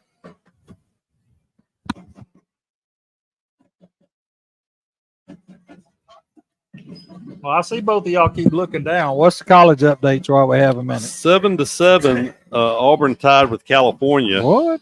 Auburn jumped out to a lead, but California answered, and then Auburn has just given the ball back to Cal up around midfield. So California ball, and Catholic will take a knee. So that'll be our final score, Doug. 28-0, 21-0 at halftime. Jimmy called it. He said they would just come out and be very vanilla and run the ball in the second half, and they did. They did it good enough for a touchdown on their first possession, and then just kind of ran out the string here to win, going away 28-0. We'll go down to John Wayne here right after the handshake and get some final thoughts from Coach and talk about next week and the game coming up for the Tigers next week, as we'll be on the road. In Headland. So Tigers go to Headland. Tigers will go to 0-1 in region play. Catholic, it's no surprise to anyone. They'll take the driver's seat and be tied for first place with Charles Henderson and Andalusia. But Catholic, obviously, the odds-on favorite to win the region number 2 this year. Second place still alive, and that game next week at Headland is a very important one for Eufaula. Last time the Tigers went down there, they fell behind 14 points early, and so it's a place that the Tigers have to be ready to play. They're going to have to rebound from this game tonight. This is the only one game on the schedule, and the Tigers still have all their goals out in front of them. Yeah, it was not a good day. We did get some rain this week, Jimmy. that was a good thing. And we voted 2-0. I guess Jimmy can beat 3-0. No more Saturday games. No more Saturday games. So that was Hurricane Opal that came through in the late 90s. It made us play in the 97, 96, somewhere in there. Clay Valley. Against Valley. We do. I remember we didn't have they put it in the middle of the afternoon. We didn't have power at Senior Stadium, but it came back on before game time. So that was another one that you didn't know. Hey, but it was good to get this one in, because if they wouldn't have been able to work out a time and get this one in today, that would have made a mess in our region, because there wasn't a slot anywhere that they could have filled it in. I don't know what protocol would have been in that situation. I would guess, since we were home team and you couldn't make it happen, it probably would have went as a loss or a forfeit or something. But yeah, you hate to see that. At least you lined up and played, and it wasn't the Tigers' best day, but they'll go back to the drawing board, and all you got to do is make week 10 and still be in the playoffs, and you have a shot at it. That's right. So Tigers 0-2. This is very unusual. 0-2 at home here at Tiger Stadium this year. They'll go back on the road next week. Hopefully the Tigers bounce back into the win column. It'd be a weird statistic at that point in the season to be 0-2 at home and potentially 2-0 on the road. But two tough opponents. Booker T. Washington played a very good game the first week of the season against the Tigers, and this is a very, very good Catholic team across the way. All right, we got John Wayne hunting down Coach. We'll see if he got a chance to talk to him. Let's go down to John Wayne and see what he got. Hey, John Coach Wayne. is over here talking. I've spotted Coach. He's over here having a conversation with their coach, and as soon as he breaks away, I'm gonna intercept him and have a conversation with him. That'll be good. I'm like y'all. I vote no more Saturdays. As far as I can remember, 0-3 is our record on Saturdays, and we don't need no more of that. Yeah, I think that's right. That's 4-0 right there. That's unanimous. Yeah. Here comes Coach right here. Hey, Coach. Tough day today for the Tigers. Very good football team across the way right there. We all took a vote. We're not playing on Saturday anymore, so you can go and tell everybody. Just a tough day to be offensive lineman. Tough day to be a defensive back. Outside of big plays, it was pretty much they're a good team, and we're a better team than we showed today. So I'm going to let you talk to the guys and see if you have an update on McCoy. Hey, Coach. John Wayne.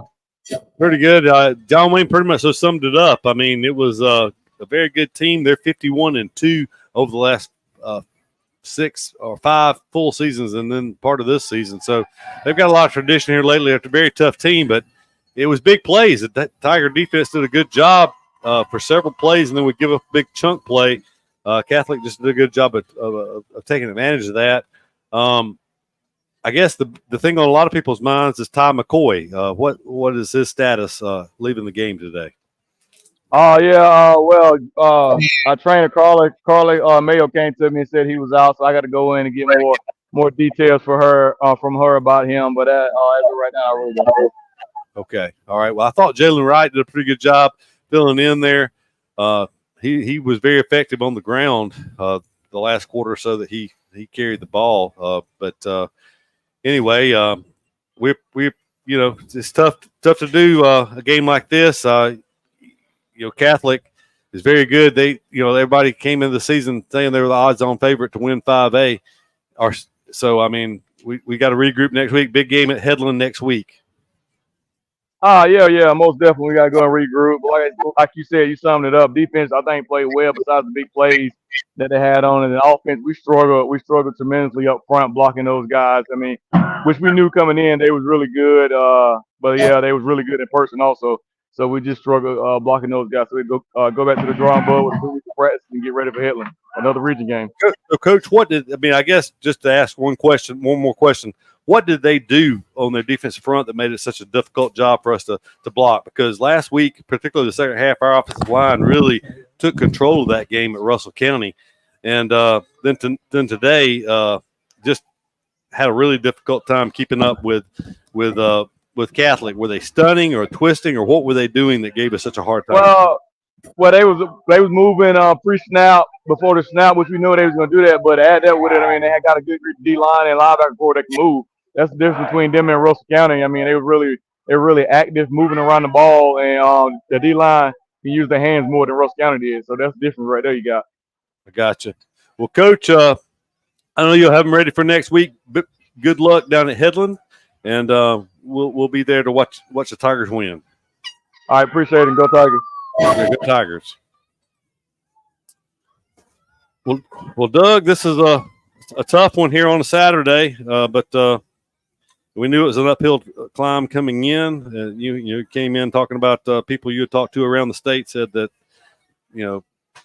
Catholic was odds-on favorite to win 5A, and I'd never seen them play in person before. And after seeing them play, very impressed. I haven't seen anybody in 5A that's going to give them a lot of competition on film or in person this year. So right, it's if they stay healthy, they're going to be awful tough to beat. Right. So the thing about it is we don't know how deep they are because they didn't play a lot of guys. They pretty much so with the same starters the entire game. They did change out at quarterback there in the fourth quarter, but even then they moved the starting quarterback over to wideout. He caught a pass or two. So anyway, Headland, any idea what Headland brings back this year? I know they lost several guys from last year. I think Headland's a little bit down, but hey, it is Headland. You go down there, you step back a few years when you walk through the gates down there. It's a little bit different. Takes some getting used to. Facilities ain't what the Tigers are used to when they go somewhere, and you got to remember that game 2 years ago down there where we went down, and by the time we sat down good, we were behind 14-0. So that's right. You got to get prepared and get that region win under your belt. That's right. Tigers played very well against Headland last year after that close call the year before. So hopefully the Tigers can rebound and get back in the win column next week. So for Jimmy Simmons, Doug Applin, I'm Keith Bryan, John Wayne Robinson. We wish a good rest of your Saturday and a good rest of your weekend. We'll be with you next week. Go Tigers.